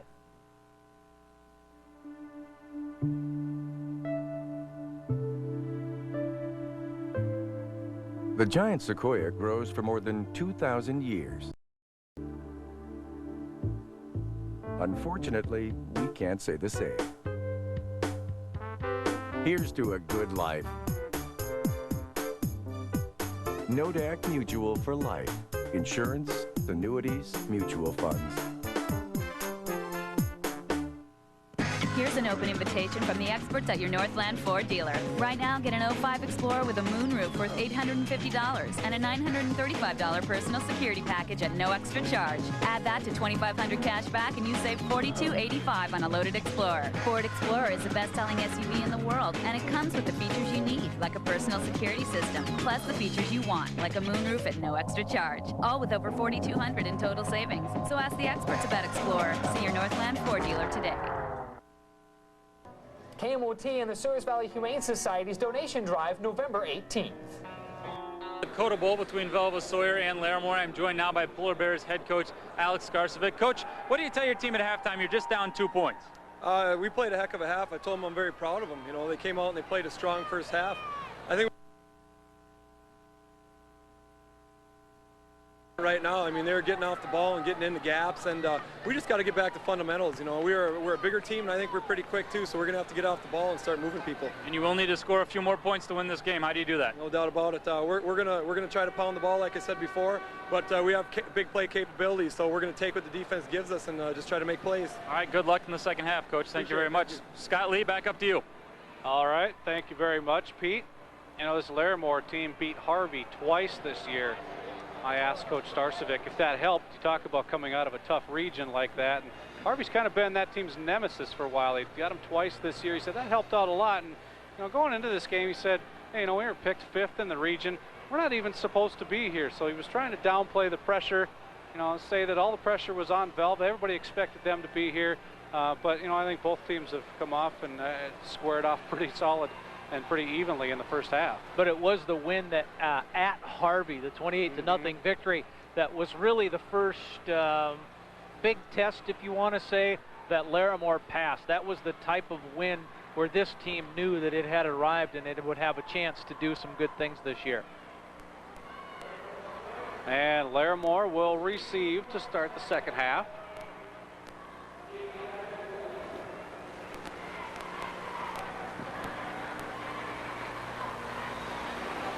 Well, no, it's tough to do against a team that has pretty good quickness too, like Velva-Sawyer. But the one thing we have not seen in this first half is taking Opdahl and just letting him roll out and try to find something downfield that would develop. That's the guy I'm talking about, Ryan Opdahl, the senior quarterback. And he's had a pretty good season. I mean, he's thrown for 1,400 yards, 16 touchdowns. School record. He hasn't played since his freshman year. He had kind of a back injury there, and he is a very good basketball player, so he concentrated on basketball, played some golf, and used that type of thing. And Coach Starcevic said that we really had to kind of recruit him to play, come out and play. Dylan McMahon was another one of those guys. You know, from the farm, worked so hard, you know, with doing the chores and everything it takes to be successful on the farm, and they had to talk him into coming back out and being a part of this team. And two pretty key guys to have on your back on your squad. Well, and I told Coach Starcevic, you know, if you were a little bit better recruiter, you would have had those guys a year ago, and who knows what would have happened. I'll bet he appreciated that. Oh, yeah, absolutely. And we're underway here in the second half. And Kelly takes the kickoff, trying to find some room, and looks outside, but it's not there. It's covered up nicely by the Aggies.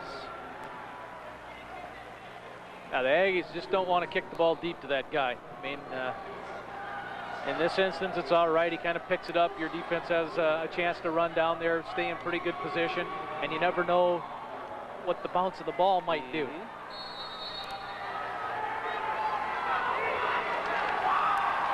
And there's Mr. Opdahl, number 2. And this is a nice formation for him. Led to that 71-yard touchdown in the first half. They'll try it again. And this one doesn't quite get as many yards for Mr. Kelly, only about 2. And considerably less. Chance Hall, number 62, was in there on the tackle, junior on the defense. One of the down tackles.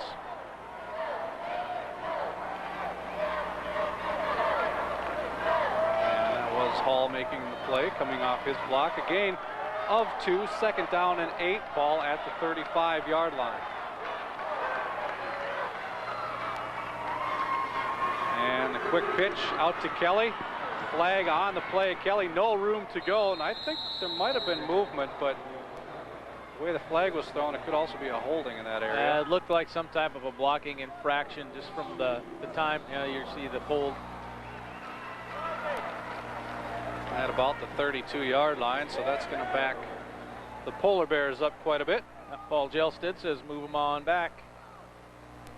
Well, the line from where the line of scrimmage is to where the play or where the hold was you're already back 4 yards, so you'd go from the spot of the foul, so it'll actually be a penalty that'll wind up to be a 14-yard penalty. Holding, offense, it's 10 yards from the spot of the foul. It stays second down, but instead of being a 2nd 8, you had a 2nd and 21, 22.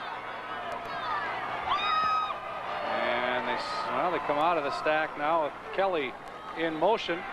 Opdahl looking for Kelly, and interference on that play. Weidler got across, bumped Kelly a little bit before the ball got there.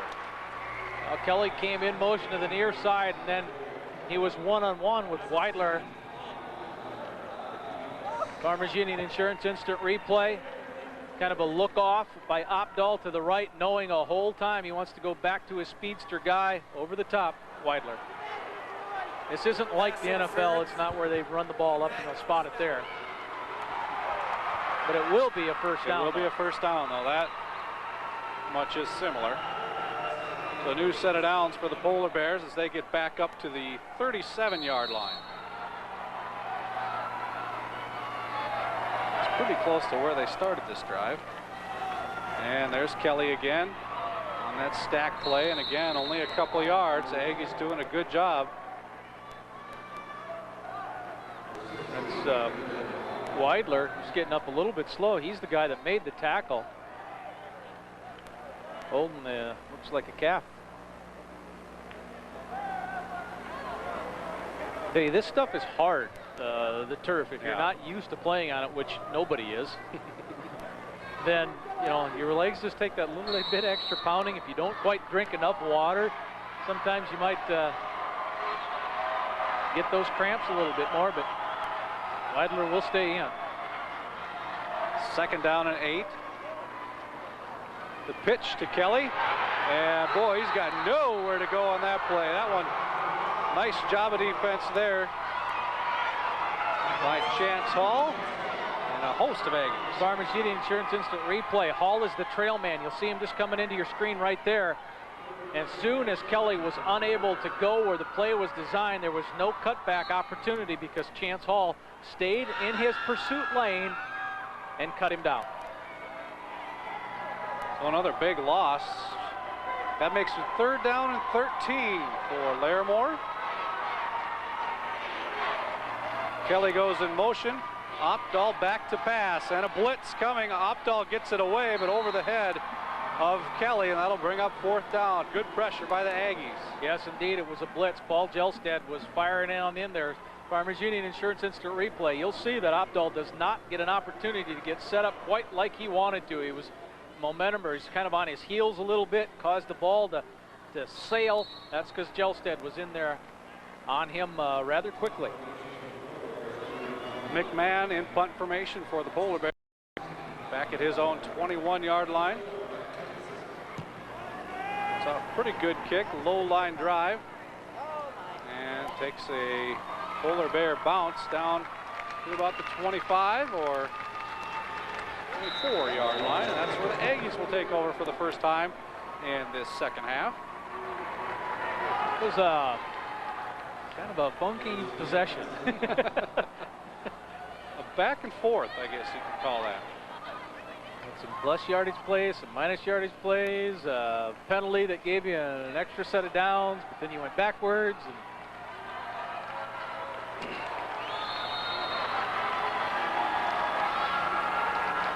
Weidler under center on 1st down, running the option, and he'll pitch. Kittleson, nice one-handed catch, and gets about 5 yards on that play. Nice job by Matt Kittleson. I was just kind of reading the play as it was developing, and I sensed pitch the whole way and thought that it might gain a little bit more than it did with the 5 yards. But yeah, the key to that was that the ball did not hit the turf.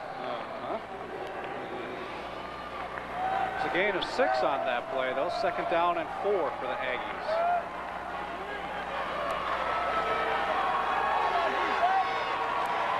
Mackey in motion. He takes the pitch, looking for something to open up. And not much doing there. Hyder, one of the guys for the Polar Bears on the stop. Linebacker in there on the flow, and Hyder just cut him down. Another reminder, third watch normally seen at 8 o'clock on your NBC station. Will be seen tomorrow at 12:30 p.m. So you will not miss that. Nor would you want to. Nope. Check that, 3rd down and 3.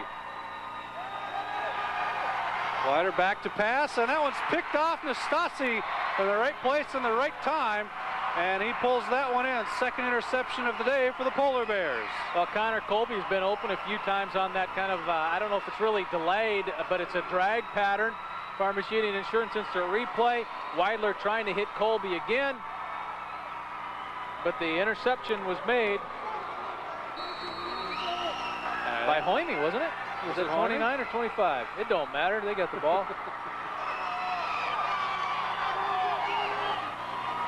Hoyme getting some congratulations, so you might be right. I'm sorry.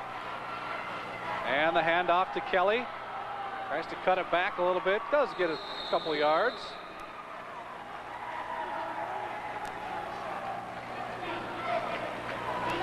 You get kind of a sense the way the beginning of this 3rd quarter has started that whichever team could just maybe grab onto a little bit of a drive and grab the, you know, if it's Larimore, grab the lead back, or for Velva-Sawyer to extend that lead, it would be huge. That was Hoyme with the interception. 2nd down and 8. Opdahl looking to pass. He has Hager. Hager tries to cut it back. He'll get close to a 1st down, but I think he's going to be a little bit shy. Yeah, that little cutback might have cost him that 1st down yardage. Farmers Union Insurance Instant replay. Just went down, stopped, have a little button hook, wait for the ball. Delivered well. Probably took about a step back, about a yard back. Sam Hager, the sophomore, and we have not made a Van Halen reference as of yet in this game. How much of that do you think he gets? 3rd down and a short one. Here comes the blitz. The handoff. First man through is Hyder, and he has the 1st down.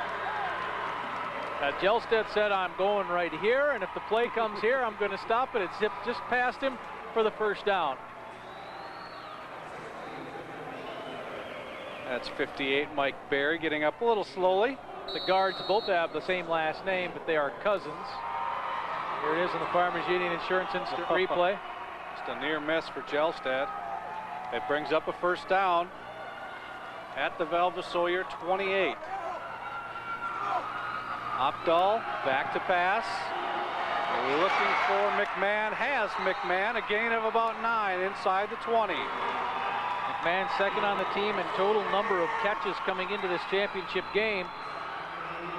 Farmers Union Insurance Instant replay, same style of play. Just run your defender off, turn, wait for the ball.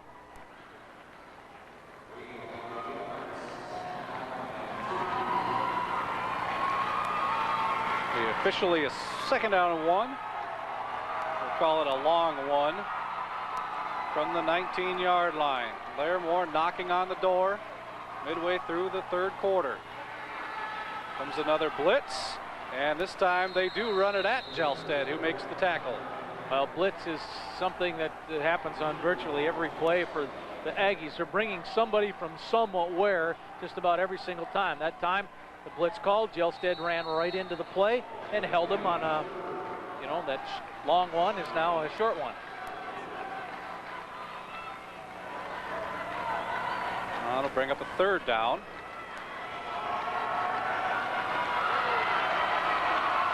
That's Hager out to the near side. We see number 11. And Opdahl will give to Kelly, and he shakes the tackle. And I think gets enough for a 1st down. The Aggies almost had him for a loss. Kelly got enough, I believe.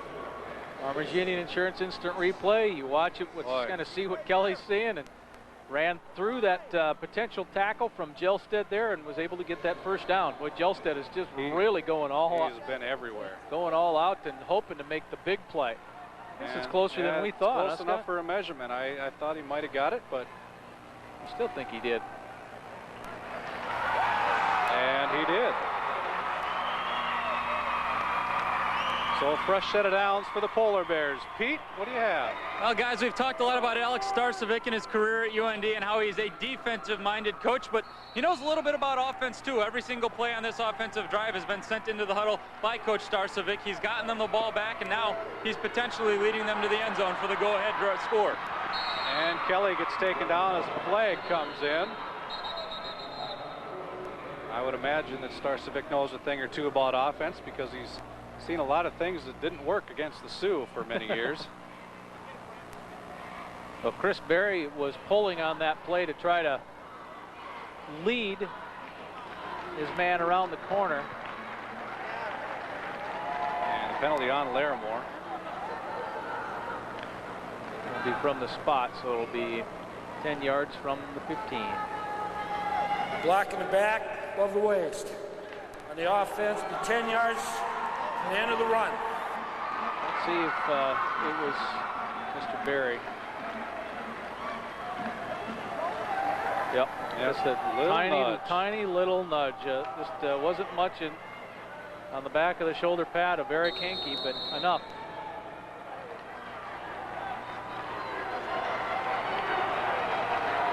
So that backs Larimore up to the 26-yard line. Brings up still first down, but first and 19 now. And heavy rush again as Opdahl looks to pass, looking for McMahon. That one's picked off, and that's Weidler. His second pick of the day. The successful pass patterns that have been those little button hook, just kind of stop and wait for the ball to get there. That one was not that. It was a kind of an out or a little bit more of a fly pattern, a flag pattern, and just overthrown. Farmers Union Insurance instant replay. Opdahl looking right, throwing right. And Weidler makes a nice break on the ball, too. Overthrown, intended for McMahon. So Weidler takes the gloves off for defense, puts them in his pocket, and he'll get back under center. Tommy Weidler, junior quarterback and defensive back.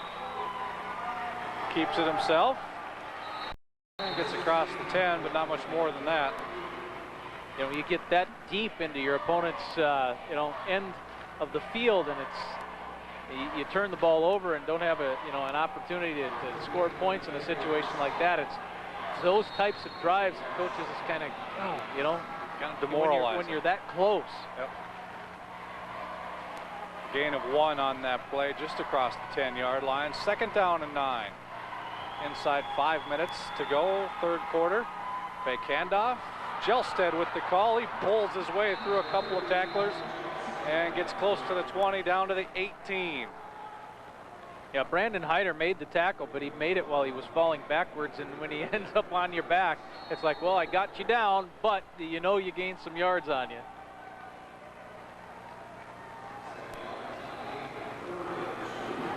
Very active third quarter here for Mr. Gelstead.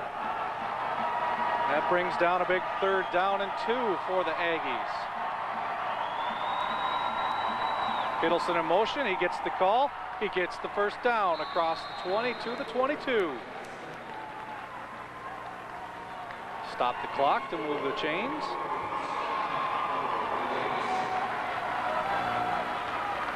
Farmers Union Insurance instant replay. Following Gelstead and squeezing through to get that first down.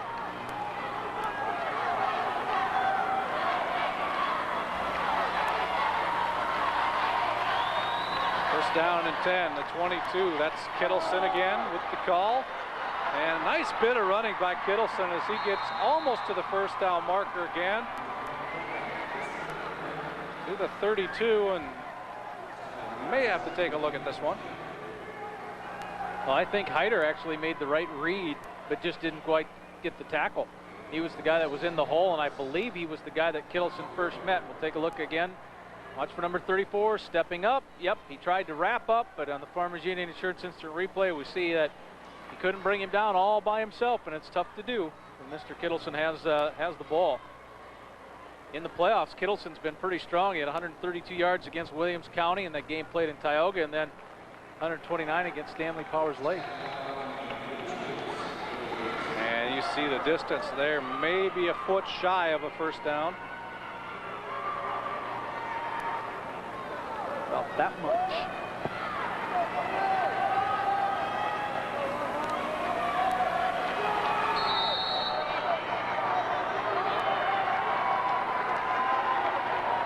Second down and a very short one. Weidler under center. And he hands off to the first man through. That's Gelstead. He gets the first down out to the 40-yard line. Gain of about 7 on that play. Those pretty big chunks of yardage now. Farmers Union Insurance instant replay.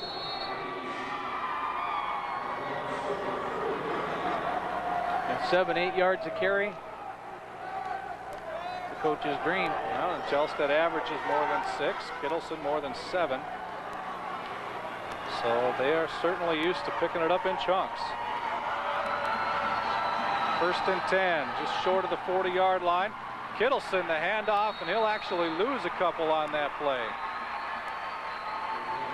Nice defense there by Berge. Yep.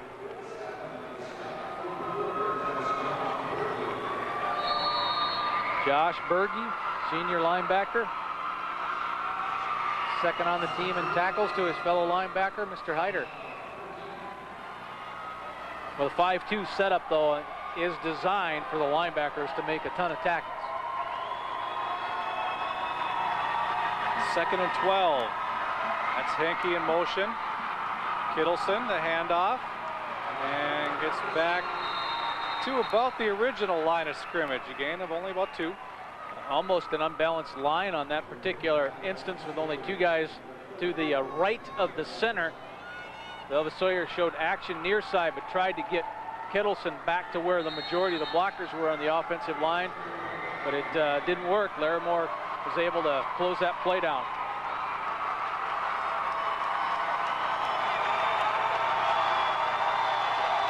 Polar Bears sideline trying to get the crowd fired up on a big 3rd down and 9 play.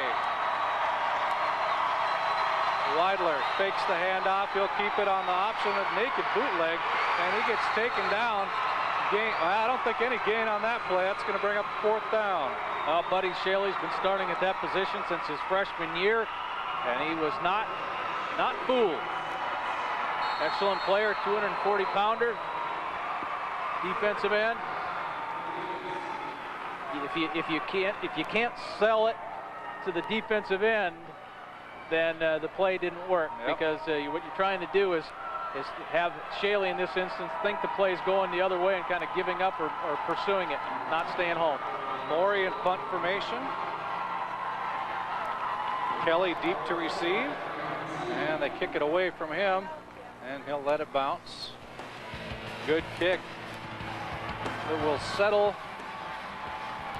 Well, keeps rolling, and it'll settle finally at the 15-yard line. That's where the Polar Bears will take over, trailing by 2 when we come back.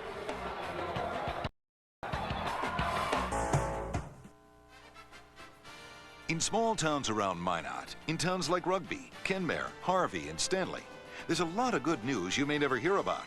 All next week, it's Stanley's turn to shine. KMOT will air special reports on neighborhood news from Stanley. News about Stanley businesses, families, and schools. KMOT has the neighborhood news from Stanley, starting Monday, November 15th. Only on KMOT during the evening report at 6 and the night report at 10. Sun Prairie Grain and Dakota Agronomy Partners have joined full seed to create for total seed source, the Sun Prairie Seed Team. From bag to bulk, Sun Prairie offers more varieties of branded certified seed in every commodity, and they back it up with expert advice and certified crop advisors. This year, get your seed where they're committed to giving you more. Call the Sun Prairie or Dakota Agronomy Partners location nearest you today. The Sun Prairie Grain Seed Team, your cooperative partners in agriculture. Aggie fans making the trek to Grand Forks and liking what they're seeing so far. Their team up by 2, 14-12. The old school on there. The Astros. I'd say J.R. Richard at the game today.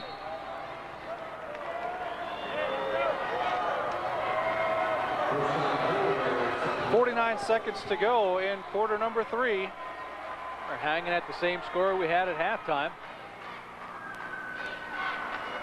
First down for the Polar Bears. Opdahl back to pass. Quick out to Hyder. And he tries to shake the tackle, and he cannot.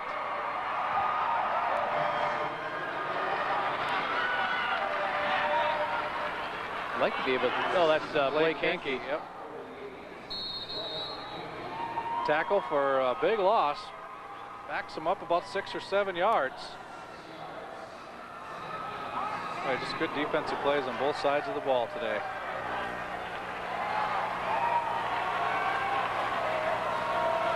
Six-yard loss officially, second down, 16. The pitch to Kelly. He's got blockers in front. Trying to cut back. Kittleson is there. Kittleson will drag him down. Not much doing on that play. Well, we have seen how both of these teams pursue the ball very well. It's one thing just to go after where the ball is. As we take a look in the Farmers Union Insurance Instant Replay, it's another to do it with the right pursuit angles, meaning don't allow a cutback. You can tell Kelly just wants to cut back and try to get upfield, but there's just a wall of white jerseys coming his way, and it's not going to happen. That's the end of the third quarter. Fourth quarter promises to be an interesting one. Velva-Sawyer up by 2. Look for Corner Pizza in the freezer case of your nearest grocery store and pick out your favorite. Pizza Corner's vacuum fresh packaging is the reason why Pizza Corner Pizza is the best tasting frozen pizza. With large amounts of quality toppings, Pizza Corner Pizza makes a great tasting meal when you're in a hurry. When you serve Pizza Corner Pizza, your kids will say, it's so good. Look for Pizza Corner Pizza at your grocery store or order it at your favorite tavern. Standing together, our hopes and our dreams, bright skies and darkest weather, a test of the team. You're never alone with Farmers Union Insurance. Your local agent can help you manage your risk with Farm and Ranch Insurance. Protect your investment, your farm, and your family with Farmers Union Insurance. Never alone.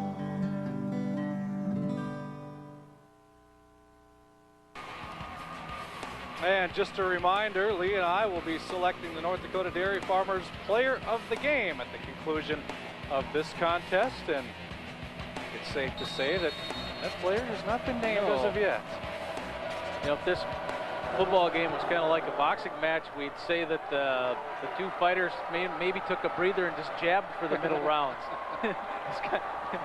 No one really gained much of anything in that third quarter. And Kelly on the carry.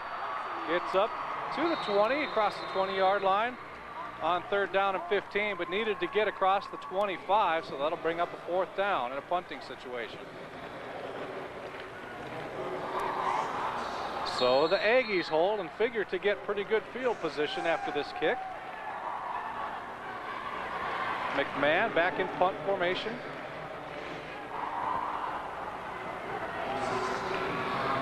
And Weidler inside his own 45, back to receive, end-over-end kick.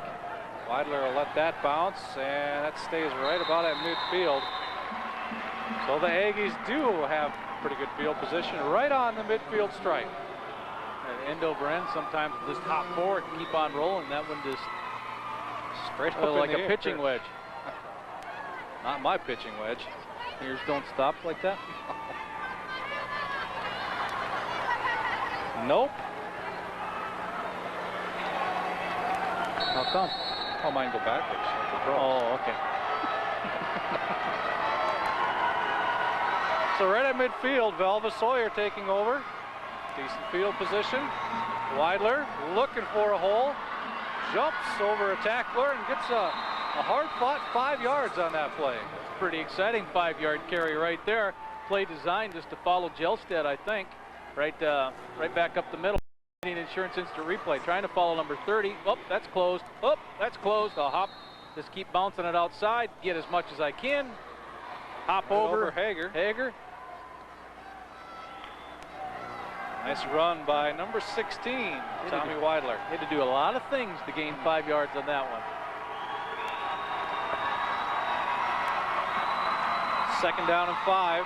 Gelstead in motion, the lateral back pass. Yeah, Maury's the former quarterback. He's throwing it to Kittleson, who's got it inside the 20, pushed out of bounds at the 14-yard line. That's Michael Maury, who was the quarterback last year, taking the lateral, making the throw to Kittleson down to the 13. Farmers Union Insurance Instant Replay. You have to make sure that the first pass is backwards, i.e. a lateral. And that one, if it had been just a little bit more spiral and a little bit more zip, would have went for a touchdown. But you saw at the tail end there where Kittleson had to adjust to the ball, make sure he got it. It was a big play nonetheless, down to the 13. So Velva-Sawyer knocking on the door, trying to add to that 2-point lead. Weidler will follow Gelstead up the middle, fumble on the play, and it looks like Larimore has it. We'll wait for the call. I think it is. Yep, Shaley came away with it. So a big play for Velva-Sawyer. The next play, a turnover, and Larimore will take over. Wow. Yeah, one play before that, you're all hyped up, you're happy. We're down inside the 20. We're going to take this in and make our lead bigger, boys. And the next play, the ball hits the turf, and Shaley comes away with it. Well, again, Larimore hasn't had real good field position so far in the last 2-3 drives. And again, they're deep in their own territory at the 8 when they give to Kelly. Trying to stretch it outside, trying to get past Colby. Colby says, no thanks. Colby made the tackle himself, but had he not, he slowed Kelly down enough to where Weidler was there and a couple other players were over there. Just seems like Kelly just wants to bounce and go and get outside and try to get up the sideline like he did in that big long 71-yard touchdown run, but Aggies not allowing him a chance to do that. Kelly has had a number of good runs, especially in the first half, and I think Velva-Sawyer's done a much better job here in the second half of containing him. A lot of plays like that.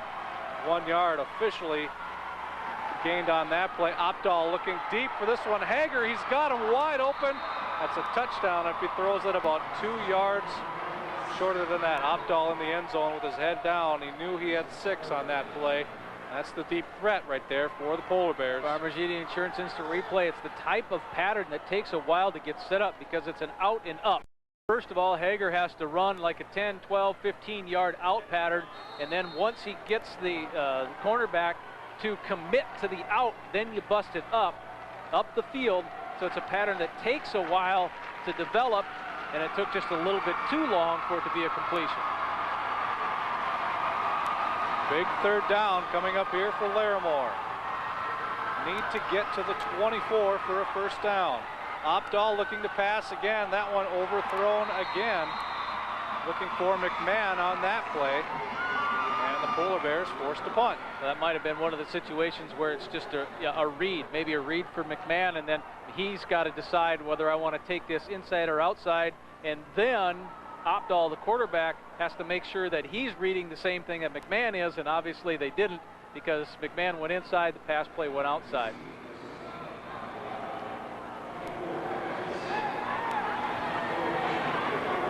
Kittleson and Weidler back to receive the punt from McMahon, who's in his own end zone. High snap. McMahon gets it down. The kick to Kittleson at his own, or at the Polar Bear 43. Kittleson, little shutter step. Kittleson still on his feet. Almost breaks that one, but gets down to the 25-yard line.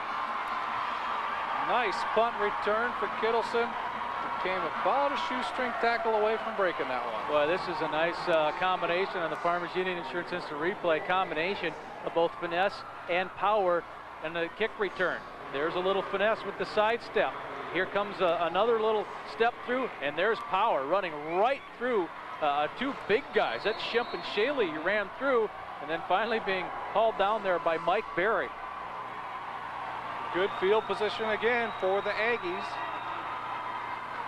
And the handoff up the middle.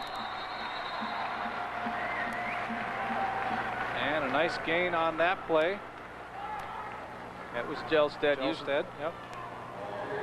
It's one thing that Velva-Sawyer's offense is does very well is its, how would you explain it, like the speed of execution. You see how fast that the ball was given to the running back as he just went straight up field, so they get to the line very quickly. Gain of 5 on that play, down to the 20. Second down, 5 to go. Henke in motion. Double fake. Weidler will keep it, cuts it back up.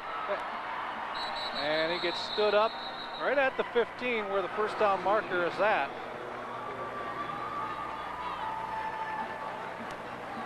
Design play, Farmers Union Insurance replay. Double fake. Missed the quarterback keeper around right off tackle. And this one close enough for another measurement. I have a guess on this one. I think it's going to be a little bit short. I think the ball had to get to the 15. Well, then again, you could be wrong. I am wrong. That is a first down, so a fresh set of downs for the Aggies, just outside the 15-yard line.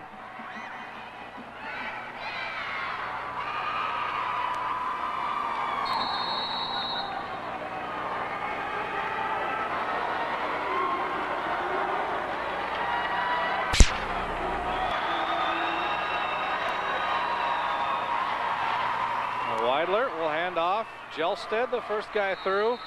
And maybe a gain of 1 just inside the 15.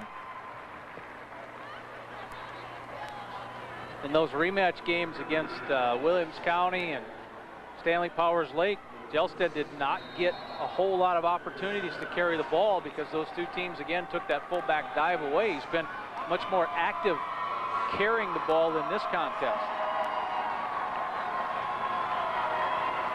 But if you're Larimore right now, you're kind of in a little bit of a danger zone. How many times are you going to have to put your back close to that end zone and keep a team like Velva-Sawyer out? And Kittleson, the handoff. Eider there to stick him.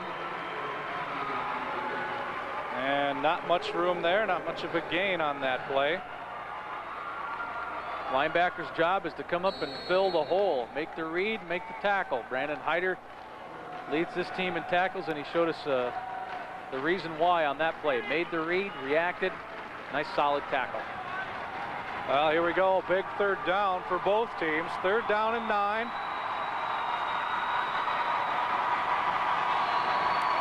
Weidler sends Henke in motion. Weidler will keep it. He's got Kittleson in front of him. Flag on the play. Weidler taken down. No gain on the play. We'll check out the flag. Well, Chance Hall and Kittleson were trying to, I think, just kind of double up on a block, and I think that's kind of the area where the play was made, or where the call was made. Block below the illegal block below the waist.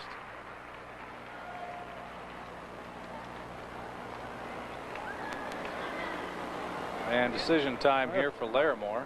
Almost, I mean, making it fourth down might not be the worst thing in the world either. Yeah. I think it's kind of a win-win if you move them way back. Block below the waist. The offense 10 yards from the end of the run. Repeat, third down. And they'll accept the penalty and back them up 10 yards. So make it a 3rd and 19 instead of a 3rd and 9. And you move the ball back outside the 20. So that's kind of a win-win call as a coach. You can't really go wrong either way. Making it fourth down and 9. Or 9 or so. Velva needs to get to the 5 for a first down. Kittleson in motion. Weidler will tuck it under, and he'll run upfield. Weidler will get not quite enough for the first down, but a big chunk of yardage as he's going to be about 3 yards short. But it's close enough to go for it now. Exactly. Or close enough to kick if you want to decide to kick.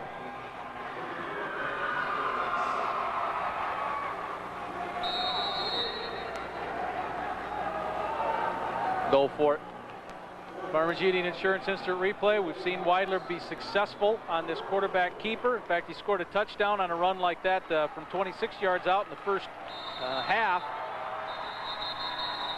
That middle just kind of opened for him, and Weidler took it all the way down to chance on a 4th down play. And Velva-Sawyer will take a timeout to think about this next call. We'll take a break as well. 5:53 to go in this one. Velva-Sawyer up 14-12.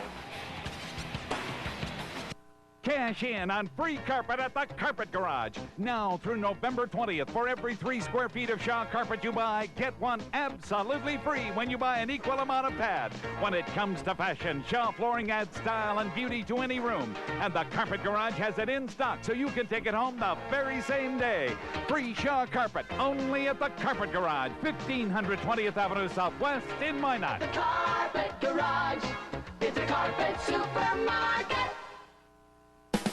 Would you say my style is square?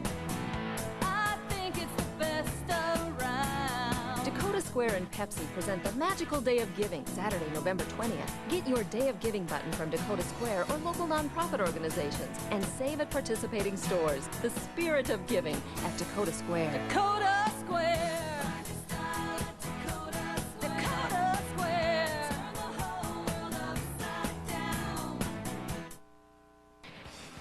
Welcome back to the Alaris in Grand Forks. 'Tis time for the Farmers Union Insurance Fan Cam. Contact your local Farmers Union Insurance agent for all your insurance needs. Expecting big crowds here at the Alaris this weekend. Larimore close by. Cavalier close by tomorrow night. Grand Forks Central right in town. Fargo South not too far away. Lisbon not too far. Good crowd here tonight. Watching a pretty good ball game as Velva-Sawyer deciding to go for it. 4th and 4 on the 9. The option. Weidler, the long pitch to Kittleson, who gets the first down. Oh, that's a beautiful decision-making job right there by Tommy Weidler. Weidler was convinced that he was going to be able to run for it. That closed on him, and then the pitch. We'll see it again on the Farmers Union Insurance Instant Replay. Weidler tucks it, going, oh, no, I'm not going to make it. By that time, Kittleson is able to get out to the outside. Kelly tries to cut him down before he could get to that first down yardage, but that extra dive and extra effort from Kittleson makes it 1st and goal. That was a very nice job by the quarterback. A long pitch on that play, but a nice job both ends. Full set of downs, 1st and goal from the 4. Weidler, the handoff up the middle, and a touchdown. Kittleson gets in for the Aggies.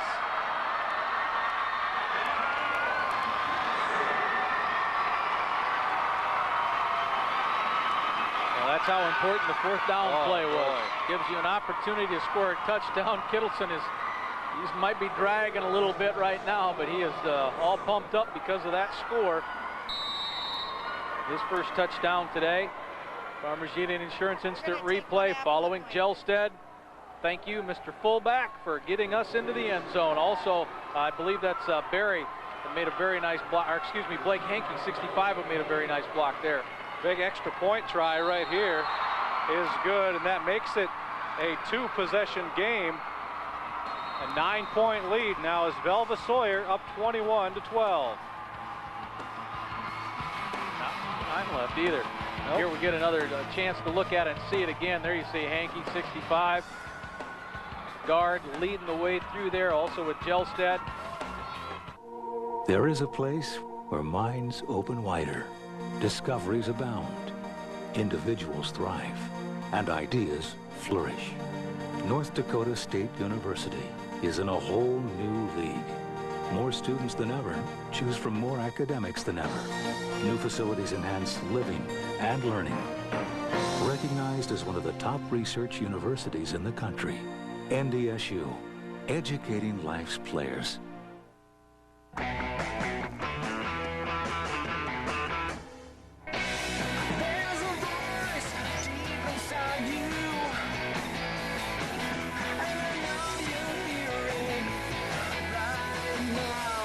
You know that voice you hear?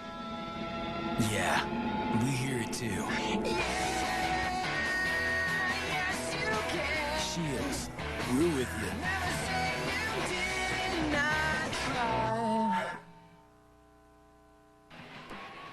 And the Aggies getting ready to kick off, enjoying a 9-point lead off an 8-play drive, went 25 yards. They did chew up a good portion of clock, 3:38 ending with that Kittleson touchdown. We're staring at only 5:40 left in this one, and Larimore has been unable to get something rolling on offense. They will have to now. Little squib kick, and not much of a return on that one. That's Mike Moats, number 7, senior, who had to go back and get the ball after it scooted past him. That has been the MO for Velva-Sawyer kicking off in this game anyway, is just keep it low and let it roll. Larimore has really not had very good field position in this second half. Slow-moving vehicle sign. What do you call it? I can relate to that.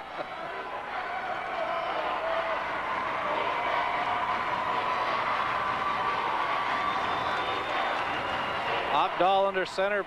Big drive here for the Polar Bears. Kelly gets the handoff and breaks it across the 30-yard line. Gain of about 8.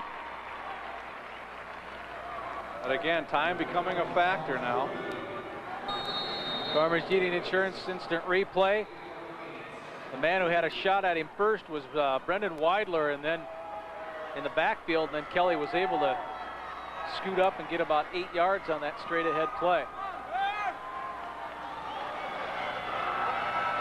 Yeah, but every play takes, roughly 30 seconds, and with 5 minutes left, I mean, you can do the math and know that the Polar Bears need something to happen big. Opdahl trying to make something happen, looking over the middle for Berge. That one falls incomplete. Does stop the clock, brings up 3rd down and 2.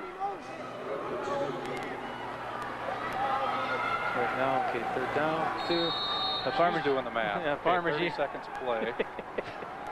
The instant replay just out of the reach of Berge, who coming into this game had the most receptions on his team with 30. How many plays is that then, Scott?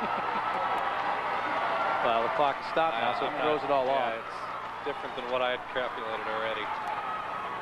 Kelly with the call. I don't think he's got the first down. He's going to be about a yard short. So Mike Fitzpatrick made sure that he wasn't going to go forward anymore. He wasn't the first guy at the play, but the nose guard was able to get in there. There's big number 64, junior, 240 pounds. Got a hold of Kelly and helped rip him backwards. Mike Fitzpatrick. Wow, big 4th down coming up here. A 4th and a long one for Larimore with 4:20 to go in this ball game. The Polar Bears trailing by 9. Opdahl will give to Kelly, hit behind the line, but he gets across for the first down up to the 36. The Aggies had a couple of chances and a couple of shots at Kelly deep, but Kelly just kept the legs rolling. Farmers Union Insurance instant replay. Jelstead had a chance. There he rolls through another potential tackle there from Kittleson to get the first down and a little bit more.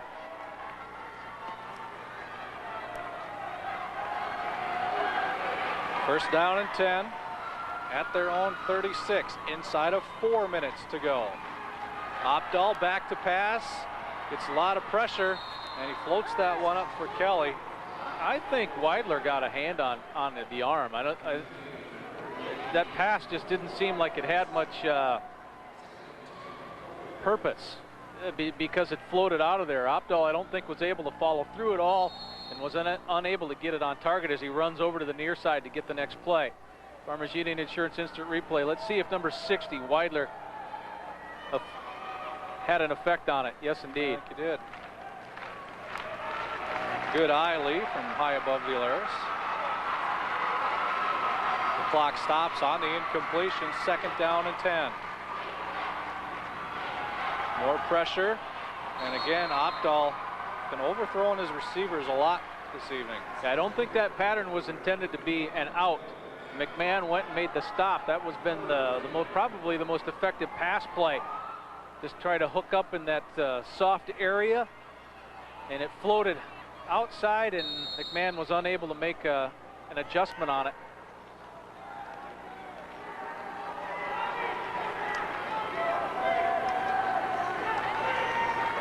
Third down and 10 from their own 36.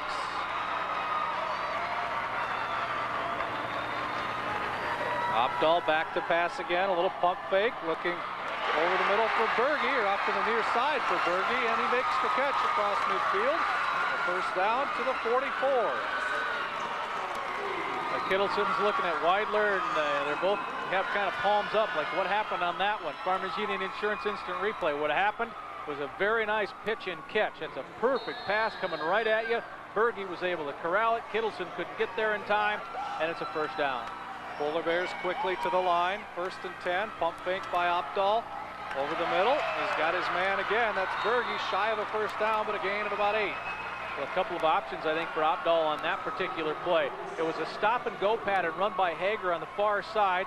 Farmers Union Insurance instant replay. He's looking there. Well, that's not going to work. Let's check back and see what Berge's doing. And Josh was open. Back up to the line quickly. Polar Bears. And Opdahl looking deep for Hager. Hager battling back there with Henke. And it falls incomplete. Henke was able to close when the ball was in the air, because on the Farmers Union Insurance instant replay, when you first looked, that ball might have got hit a little bit there too. But when you first looked, and maybe it did, because it just wasn't out in front of the intended receiver enough. And it looked like that play was open. And then Henke was able to get there. 3rd down and 2. Opdahl to pass again. For McMahon, that one gets tipped. John Miller.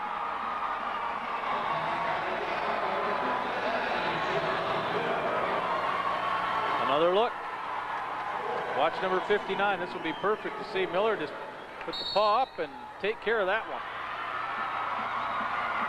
It brings up a 4th down now for the Polar Bears. Game could be riding on this play. Inside of 3 minutes to go. You get a good look at John Miller.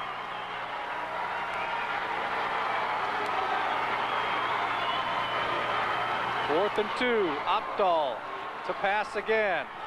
Looking downfield, McMahon. Ball's incomplete. I don't think he would have been able to stay in bounds anyway, and that turns the ball over to the Aggies. Now, Weidler had that play covered. Weidler was on top of that one. And McMahon ran along the sideline there, but on the Farmers Union Insurance replay, we'll see Weidler being in just about perfect position defensively on the 4th down play. And, you know, if the ball is actually inbounds, Weidler's going to knock it away. It had to be thrown wide enough to give your kid a chance to catch it, and in that case, it was just too wide. Now the situation is very difficult for Larimore. Kittleson in motion. He'll get the ball. Gets a couple yards. Larimore with all 3 of their timeouts yet. And check that. You can make that 2. They take 1 right here. And we'll take a break as well. A couple seconds actually went off. Yeah. 2:36 to go. Larimore with the timeout, trailing by 9.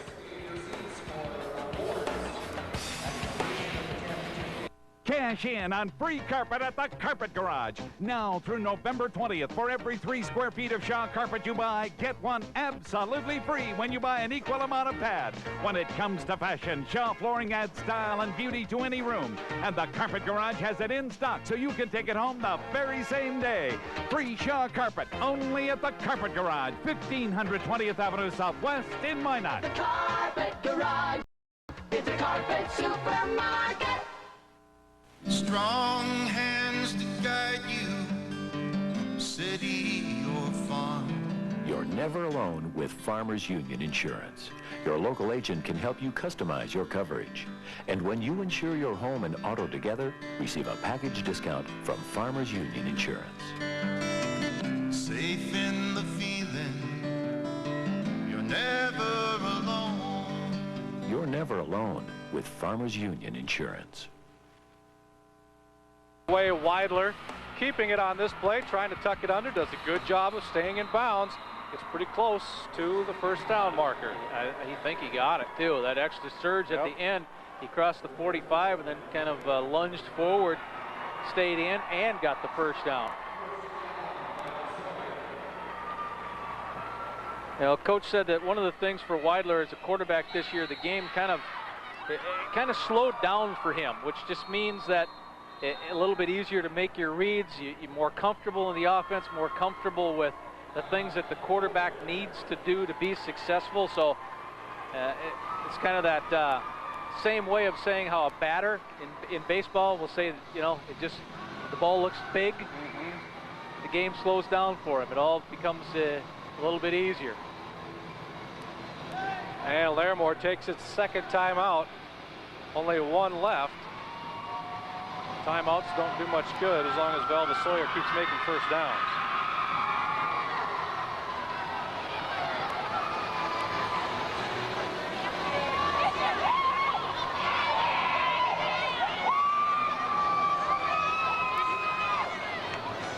Well, the casual wave from the side that team is down, and the hoop and holler and jumping up and down from the side whose team is appearing like it will and probably should win its 4th championship in 5 years. Yeah, that's a heck of a run for Velva-Sawyer. They go on to finish this one off, and it looks like they will, barring something incredible here from the Polar Bears. I mean, if you're Larimore now, you need to do the old, you have to have some type of a turnover that'll turn into points to give you a chance to win, I think. Weidler will keep it. He'll tuck it back up. Safest play in the playbook right there. The only exchange is center to quarterback, no handoffs, and there's the last timeout.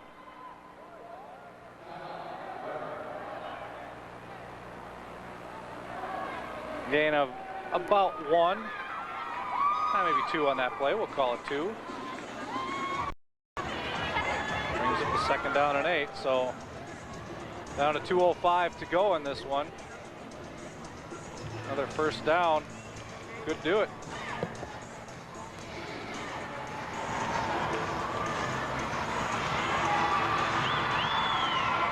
One score in the second half. It was a 14-12 Velva-Sawyer lead at the half. And Matt Kittleson with a 4-yard touchdown in the 4th quarter. And that's been it in the second half.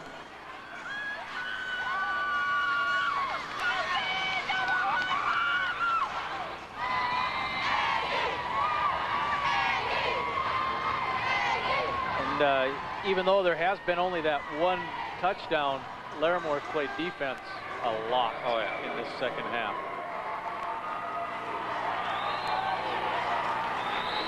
Second down and 8.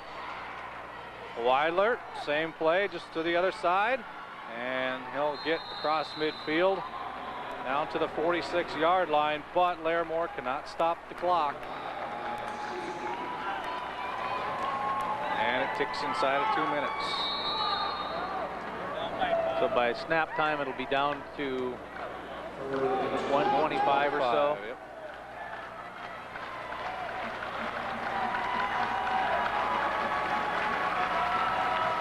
And off the top of this game, Kim said, "Welcome to the Velva Bowl."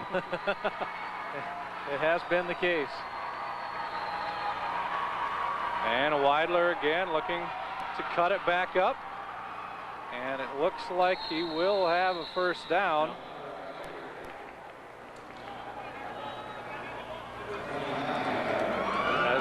I think he's got it too. Yep.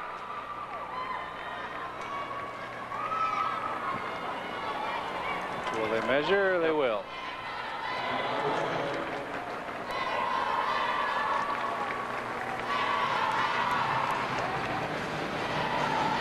Velva won in the first year of this 4-class system that we're under right now.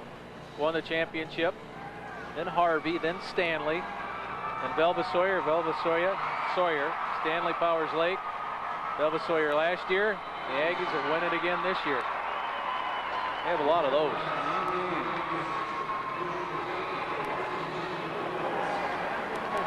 Go back to '83, Velva won the football championship then. That was a 2-class setup.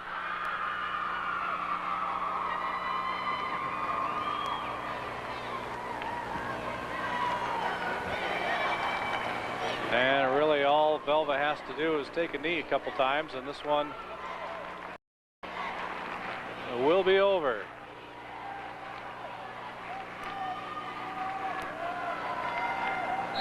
Weiler does that once. We'll do it one more time, and that's it. Took it all the way down to 1 on the play clock. So this will be set with 40 seconds left. So one more snap.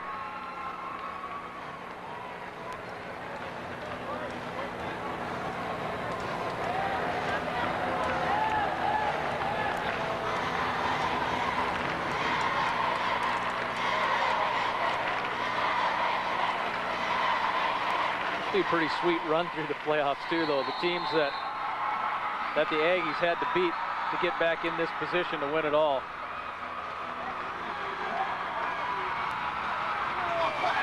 And that will do it.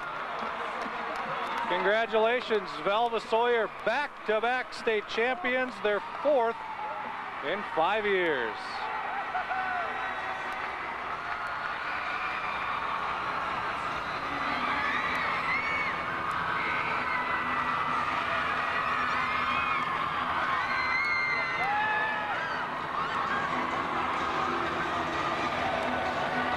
Now, we talk a lot about individual numbers, especially on offense, but boy, Velva-Sawyer put the clamps down on defense in that second half.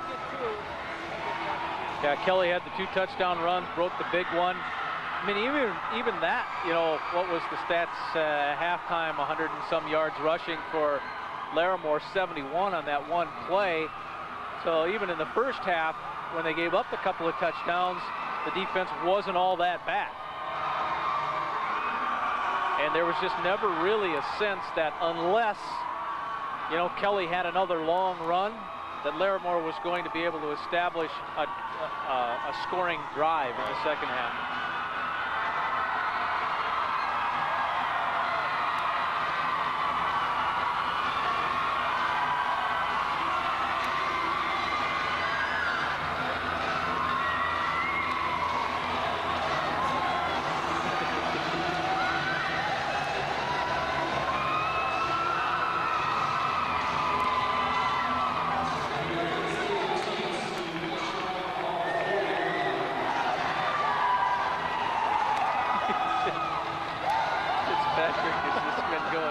Hugging people, picking them up.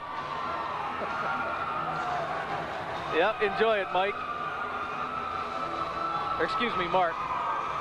He's a junior. He'll be back too next year.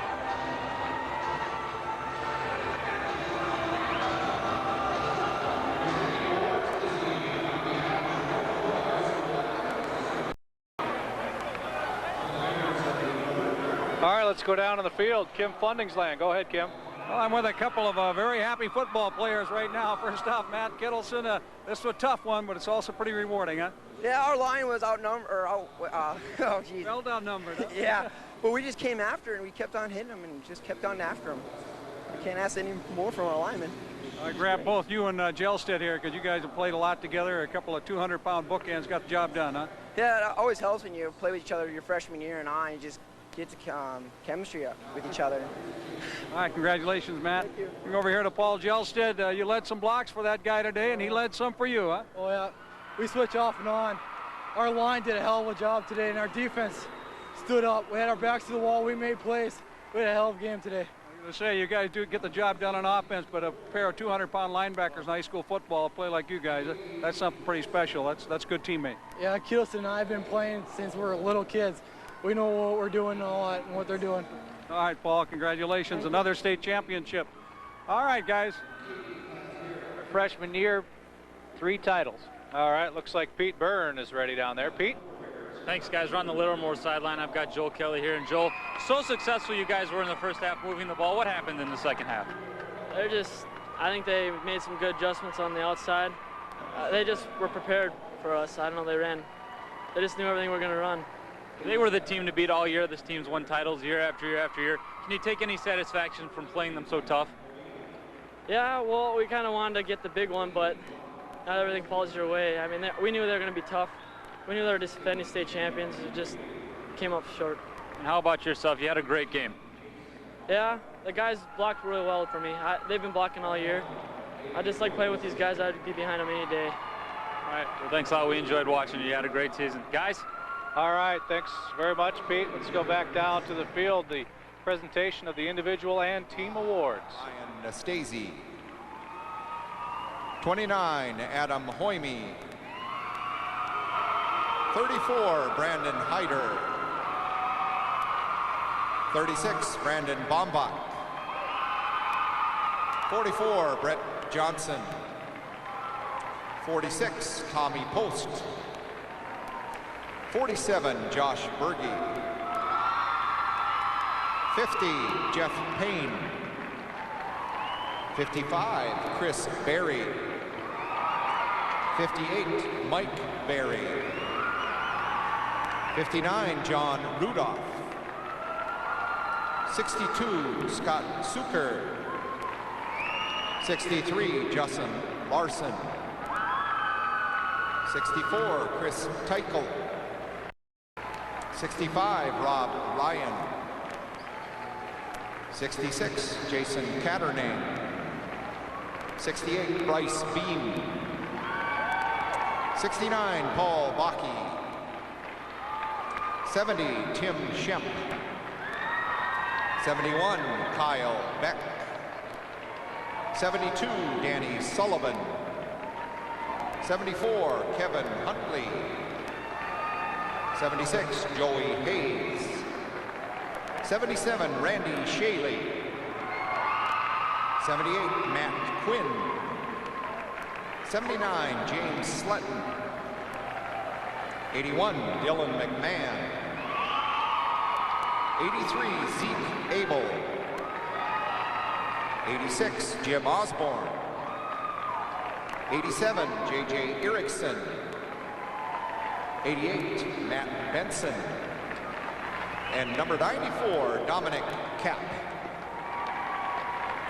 Assistant coaches for the Larimore Polar Bear family, Brandon Sorensen, Nick Josephson, Paul Peterson, and your head coach, Alex Starcevic.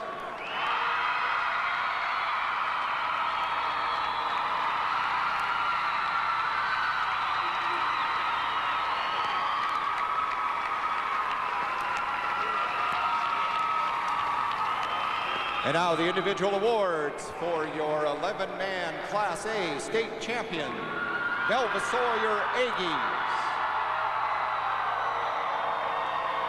The cheerleaders, Brittany Feist, Karen Warden, Danielle Lockadek, Keisha Zuther, Jesse Myers, Megan Zietz, Alicia Kerr, Samantha Mack, Kevin Licht, and Marshall Hill.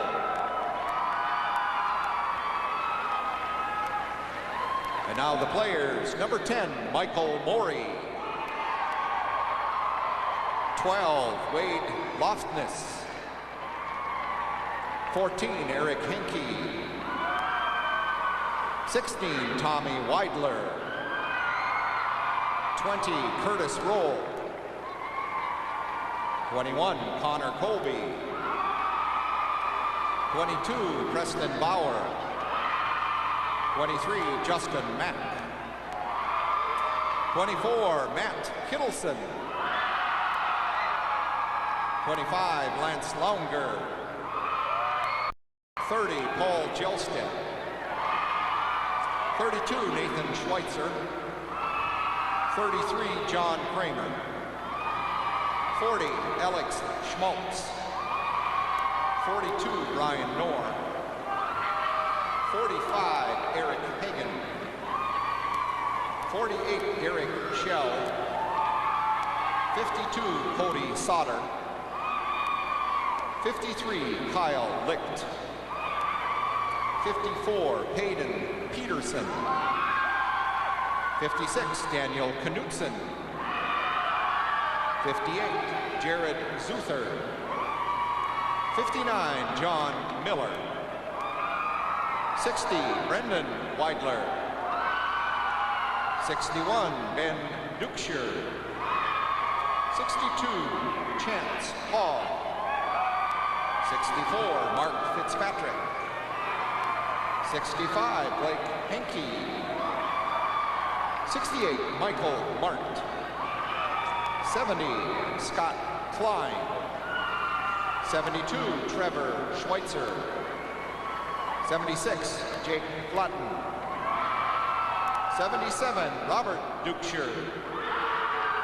78, Aaron Eskwold. 84, Zach Long. 85, Devin Knutson. 86, Bryce Warner.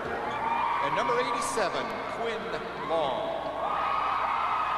Assistant coaches for the Velva-Sawyer Aggies, Ryan Peterson, Chad Barskett, Steve Dangle, Tanner Vicks, Dan Brecky, and Mike Thingstead.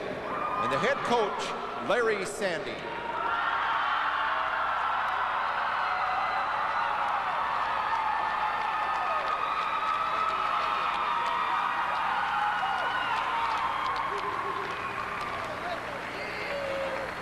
The North Dakota High School Football Coaches Association votes each year for the outstanding coach in Class A 11-man football. This year, the North Dakota High School Coach of the Year Award will be presented by President-elect of the North Dakota Coaches Association, Scott Grokow of rugby. And your 2004 Class A 11-man Coach of the Year, from Larimore, Alex Starcevic.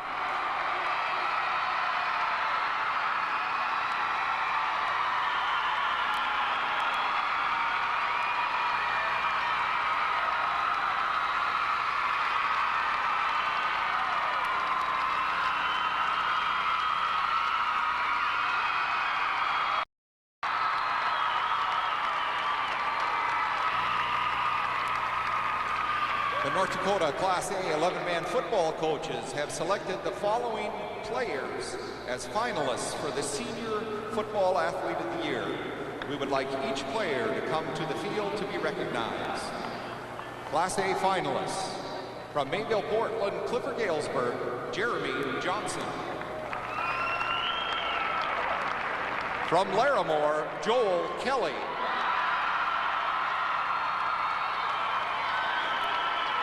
From Velva-Sawyer, Matt Kittleson.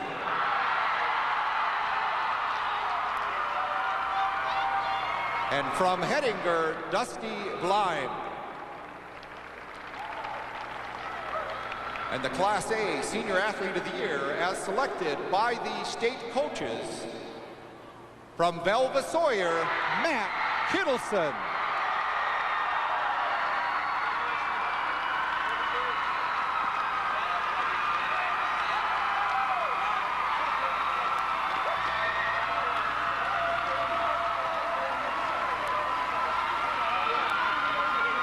And now, could we have the representatives of the Class A state runner-up Larimore Polar Bears step forward to receive your team trophy.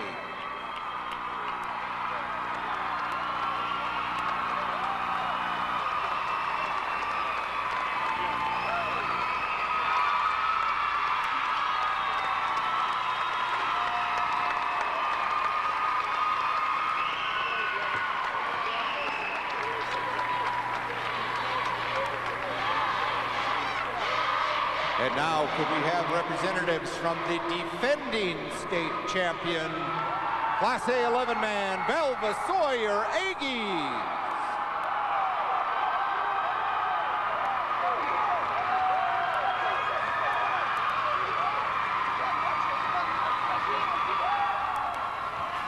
Well, one more award to go, and Lee and I will return with the North Dakota Dairy Farmers Player of the Game right after this. 1, 2, 3. 1, 2, 3. There's a whole new side to the dairy you love. Clinical studies show milk, cheese, and yogurt actually help the body burn more fat when you make 3 servings a day part of your weight loss plan. So, when you're cutting calories, make it 3 servings of dairy every day. 1, 2, 3. Like what you see? Learn more at 3aday.org.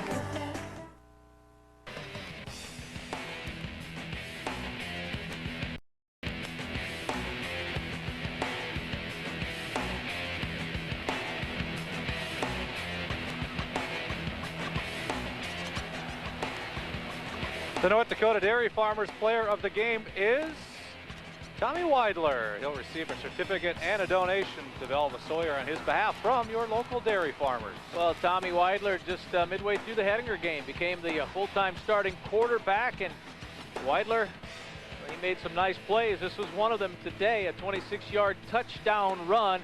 But I tell you, Weidler gets this award from Scott and I for as much or more of what he did defensively. He did a very nice job defensively, had a couple of interceptions, was in his proper position from his cornerback spot. But Tommy Weidler, and we'll see one of those defensive plays coming up right here as Opdahl tried to go deep. Weidler steps in front, makes the INT, and his team went on to WIN. For the second year in a row, congratulations to Velva-Sawyer, winners of the state Class A tournament, and congratulations also to Edgley Cullum as well, winners of the 9-man game earlier today. Medical Investigations is coming up next in its entirety, followed by your late local news. We still have 2 games to get to tomorrow.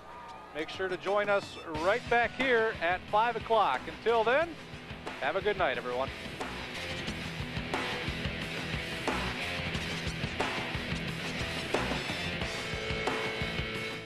Introducing the all-new Dodge Dakota. It has live coverage of the two.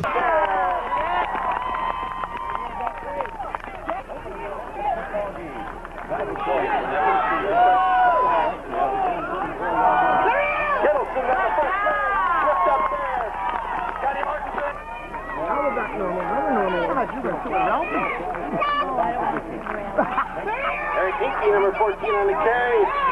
He runs into a wall of Blue Jays there.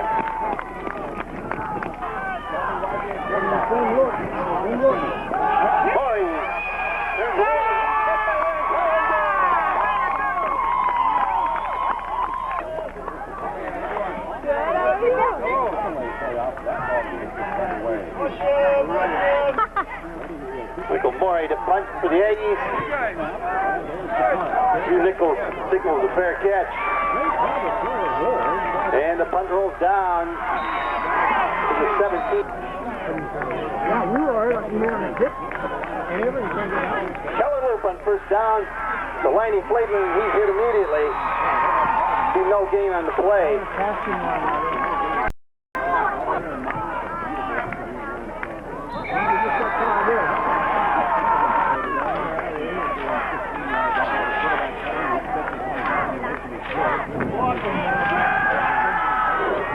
Loop back to pass for Drew Nichols.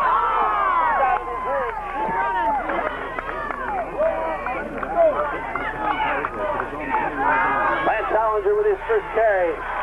He's tripped up at the line by number 62. Chance.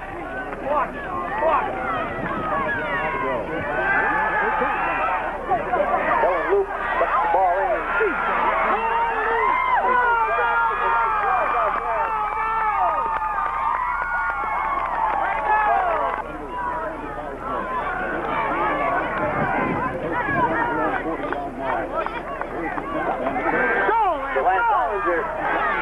Did again immediately.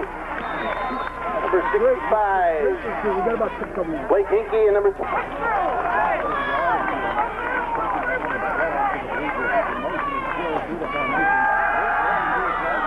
Here's drop back. You got 3 nickels out there. Fumbles the ball in the head. Now they're simply incomplete.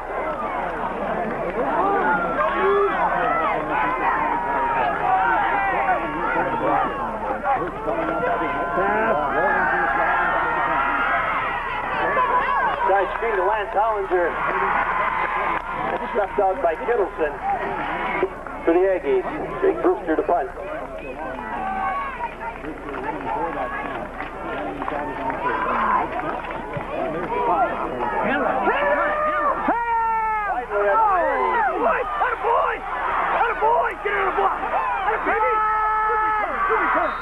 Needs a couple of would-be tacklers and finally run out of bounds again.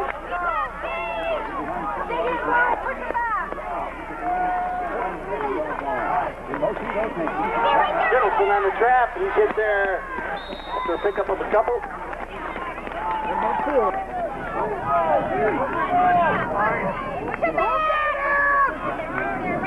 Weidler tucks it in, rolls out.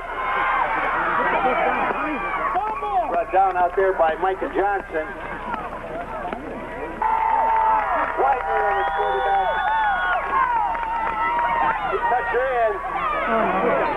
Dives forward.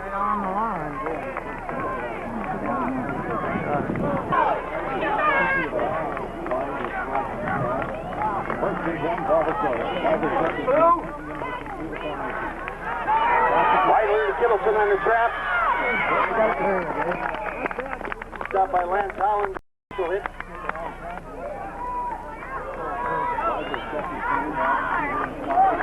Pinky. Fighting forward. Picked up by Mike.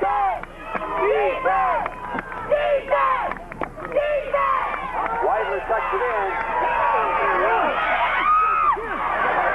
Get there. Kellen Lou for the initial hit. Help with John Joe.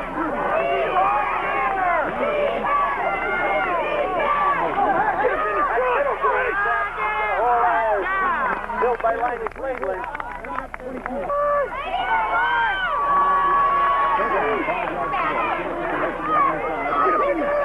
Weidler. Oh, he's flushed by a whole Weidler in the center.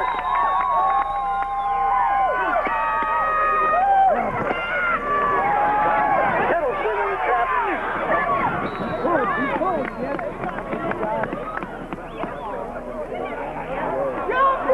Scott Mortensen in there.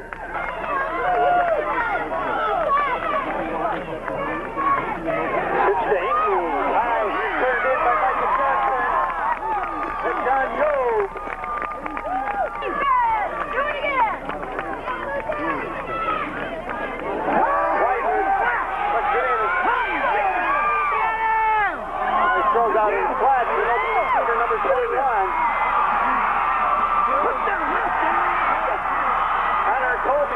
Try to point after. Michael Morey with the hold. That was one. Get through. Kick is good.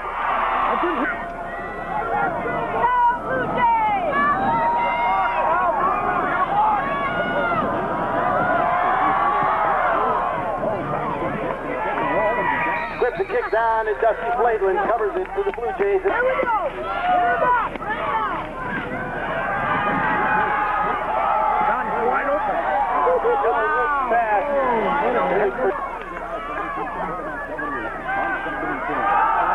Play the Lance Allen. Hit immediately. By number 65, Inky and Matt Kittle.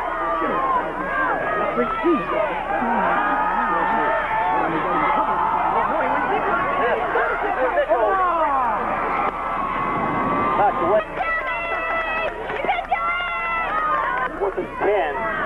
Tommy White was good for the Aggies. Come on. They moved over. Here we come. Come on, get there this time. God. Do it. Yeah, there. Good. First touch. He's down by the Blue Jays. This time it's quick. White rolls the opposite to Kittleson. He's run out of bounds by Kellen Lou. Excellent offense. Get up in there, Hank. Get in there. Atta baby. Baby, hand the ball. Atta boy. He's got the first down and more. Finally got it.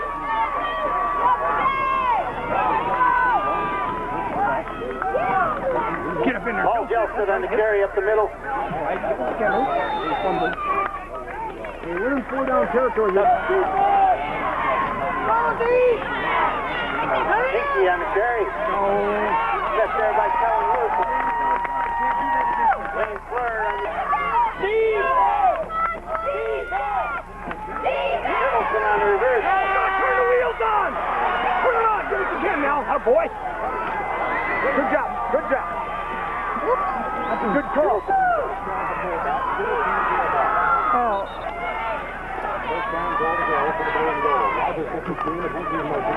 Middleton again. Shot down by Dusty Franklin.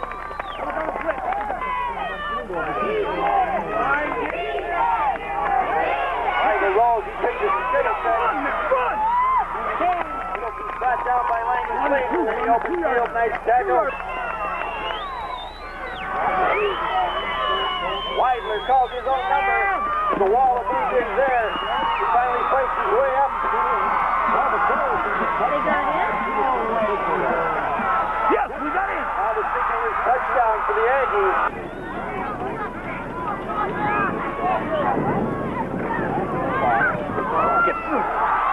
The point by Matt is good. Kickoff for the Aggies. Larimore needs to receive. Drew Nichols and Chris Barron. Swift kick in, taken by Michael Johnson, number 84. Straight up the field, brought down by number 33.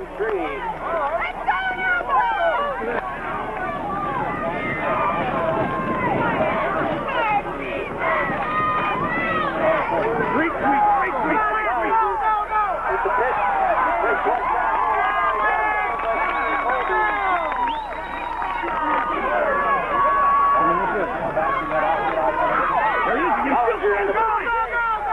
Oh, he tripped up by Gelstead. Guys forward.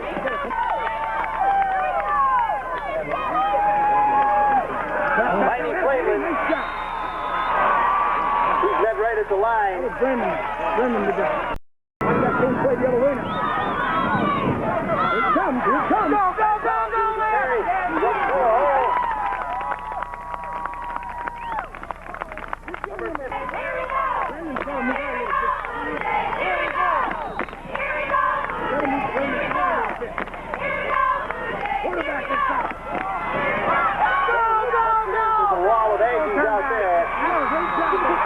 No gain.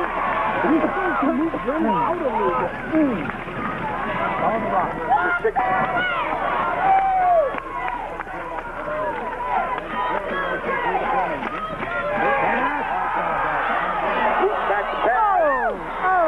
This is the lane clear. 8-yard line of the Aggies. Somebody's got to get some pressure on the side. Luke rolls out. Pick it up! By Tom Weidler. Get fancy, Tommy. You don't need a big play. Finally, the flag comes in. Run out of bounds.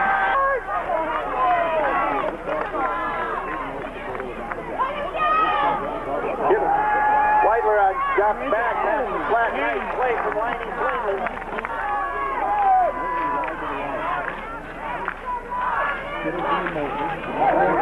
Weidler calls his own number, tucks it in. Dusty Clayton sends it.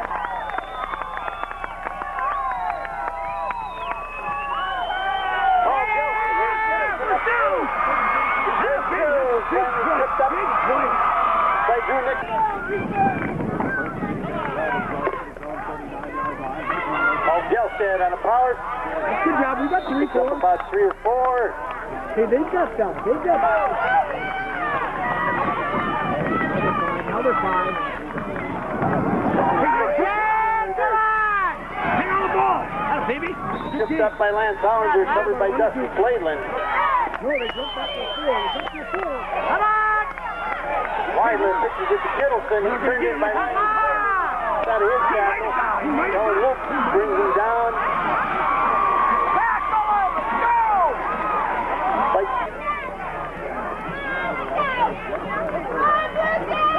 Kittleson on a trap. That's a good 3-4. Picks up about 3. 3 or 4.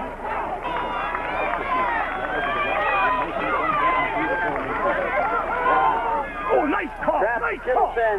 That was a good grabbed call. by Liney Cleveland. Kittleson on a trap again. Fights forward. I don't think we got it.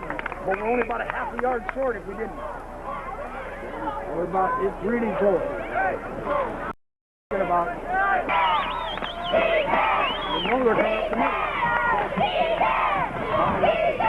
Weidler and the keeper touch Puts it in. He got it. He should have it. He got it. He got it. Hey, let's be thinking about even a field goal pass. He's getting down there.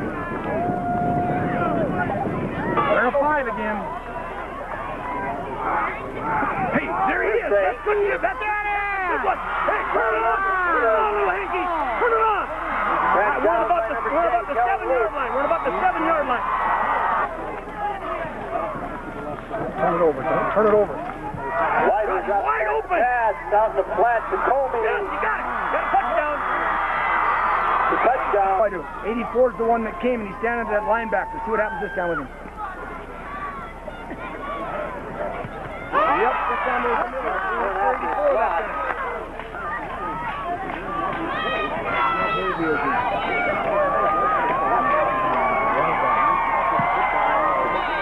We're outside.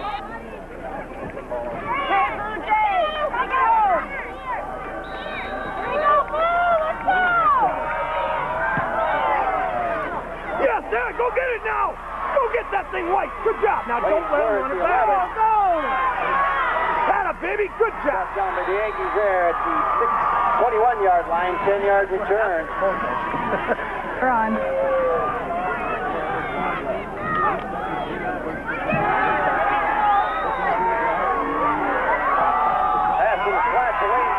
Keep him down. Keep him down. That's right. He's brought down.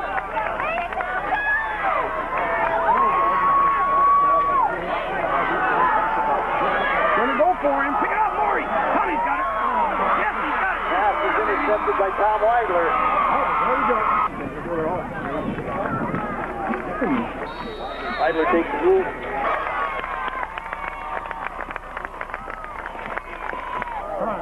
Okay, you're coming through strong and clear right now, and mine are good.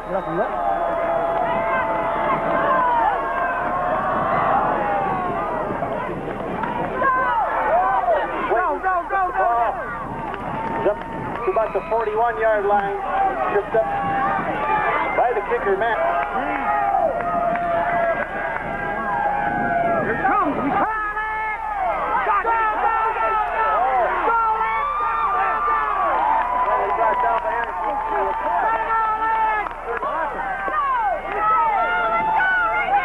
Come again. Hollinger again. Go, go. Takes a couple of tackles. Brought down by Hinkie.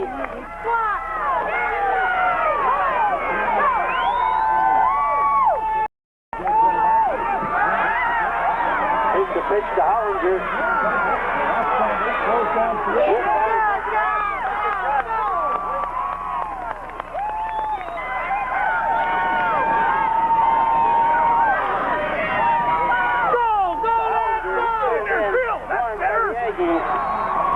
Better, we got filled for that time.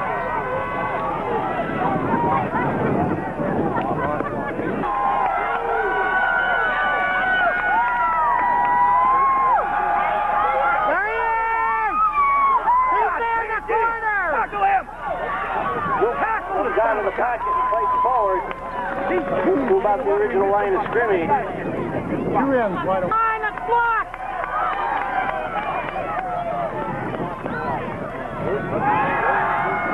Luke rolls out. Pick it up! Pick it up! Yes! That's a big play! The pass is picked off by number 22, Preston Bauer.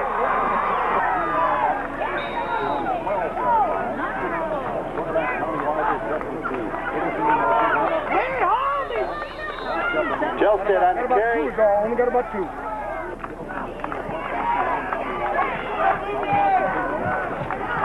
Hinkie to the trap. Go on, Hanky. Yeah, baby, got him, baby. Get him first down. He got a first down. First down by Dusty Sladeland. First down, man.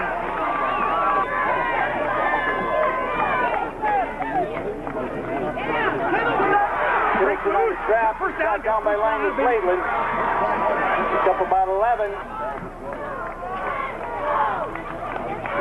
Jelstead. It's all right. We got 3. Maybe 2, but we got 3. We got positive. Brought down.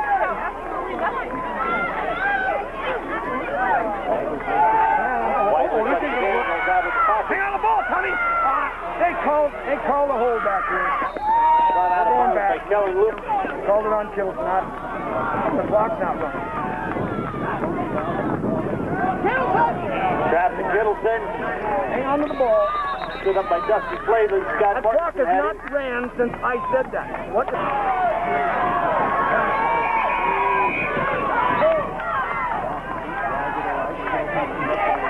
Why is the clock not running this time?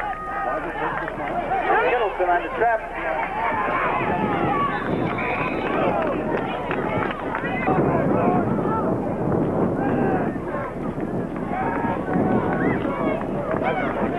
Morey with the punt. Comes up.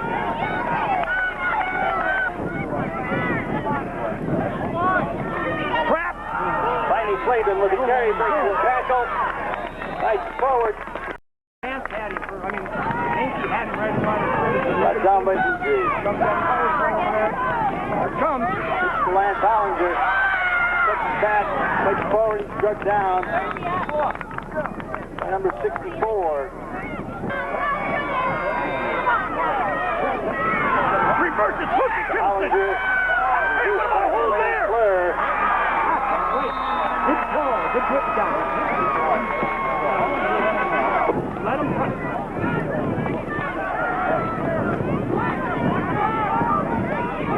I told you they didn't do. Go! Fourth down pass.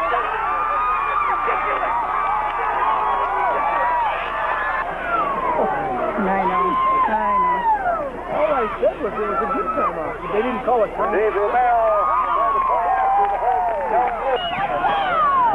Get that ball back, boys. Get the ball back. Want the ball. Let's go.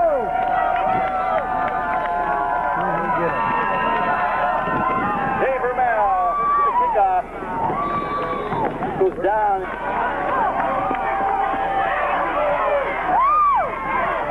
Hickey on the trap. Picked up by Scott Martin.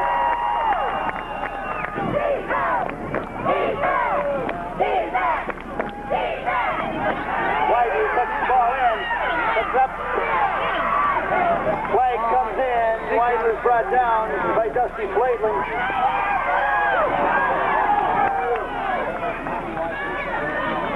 Trapped to Kittleson.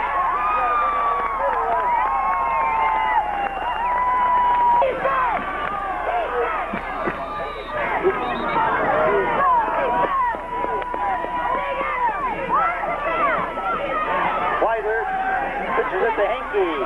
He's trapped down by Dusty Flaitling. Help from formation to the Aggies.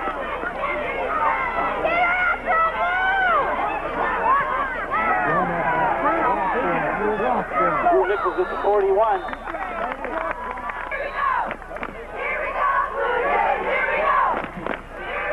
And Hollinger. Top through. Brought down by number 10, Morey.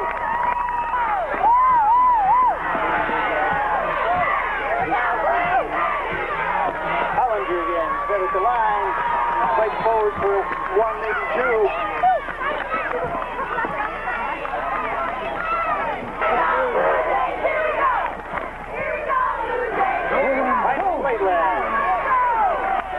He's struck down by number 64, Fitzpatrick.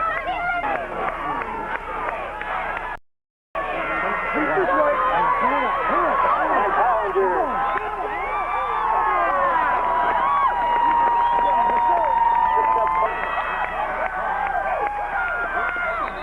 Flag.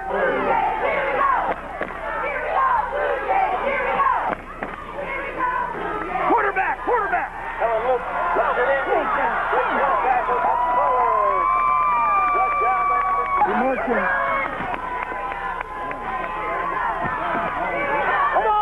Pops it outside. Turned in. We gotta have a big fourth quarter. Here it is. Pick up. Job, Blue!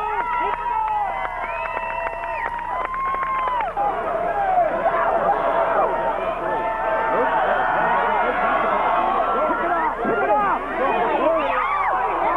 Intended for number 32, Lane.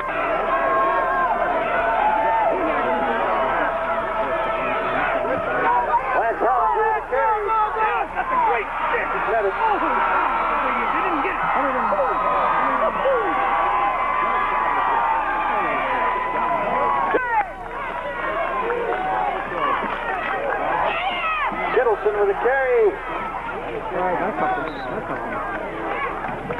by John Job. Kittleson off tackle again. That's a good game. Laidland on the initial hit.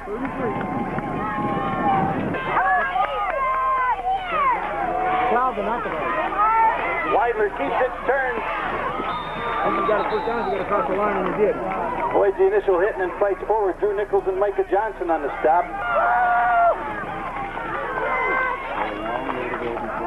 Hang on to the ball. Inside handoff to Jelston.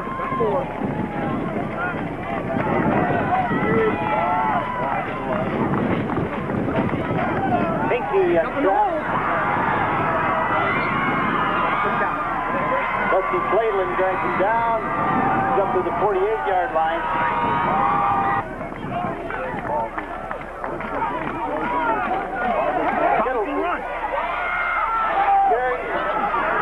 Flag comes out. He's tripped up by Luke. I think we're going to get a hold. I don't know where it came from. Pinky on the track. He's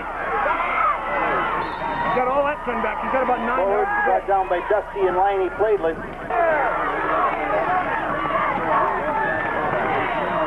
Pinky in the shot again. Big Ben Nordloff and Kyle Nichols on the stop.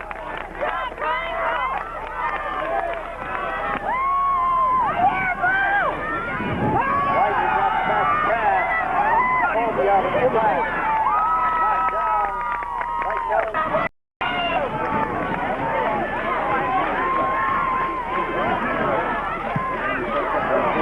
Great punt. Maury's punt rolls down. He's down there. Inside the 5. Well, we're dusting all over. Liney up the middle. Flayland from the 2-yard line.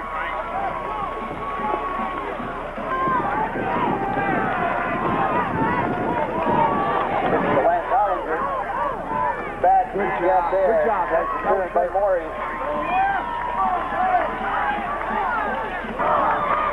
Big play here.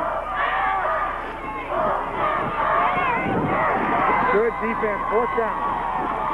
Lance Hollinger on the carry. Watch the fake. You never know. Don't.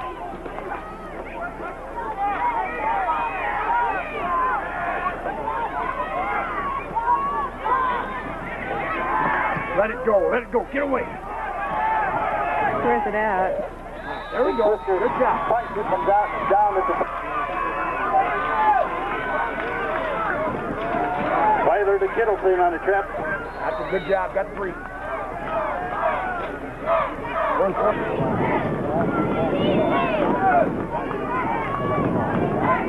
Oh, he's moving. Flag.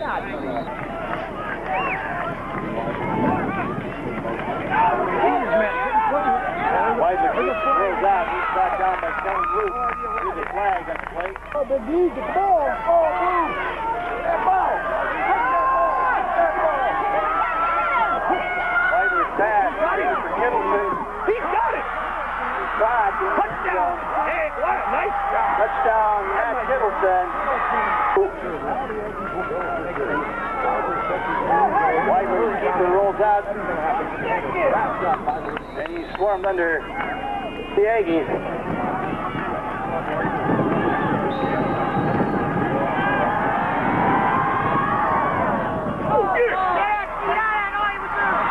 I think we did. The Aggies have recovered the kickoff. Give Tanner a hug from me. Okay. Hand off up the middle.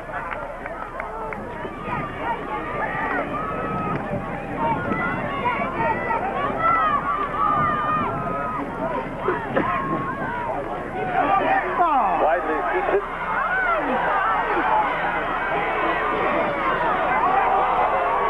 Ball is fumbled. Covered by the Aggies. Are they both? What, Jade? Yes, Jade. Yep.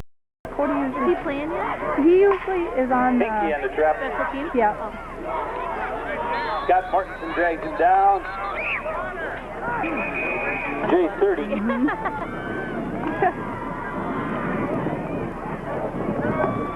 Weidler to Kittleson. down by Luke. And Drew Nichols. I know. Keeper! Weidler tucks it in. Stopped by a one. Counter to Kittleson. Comes out of a tackler. Drew Nichols brings him down. They're in their second, third, fourth generation little enough. We just don't get them. Still countering what's happening.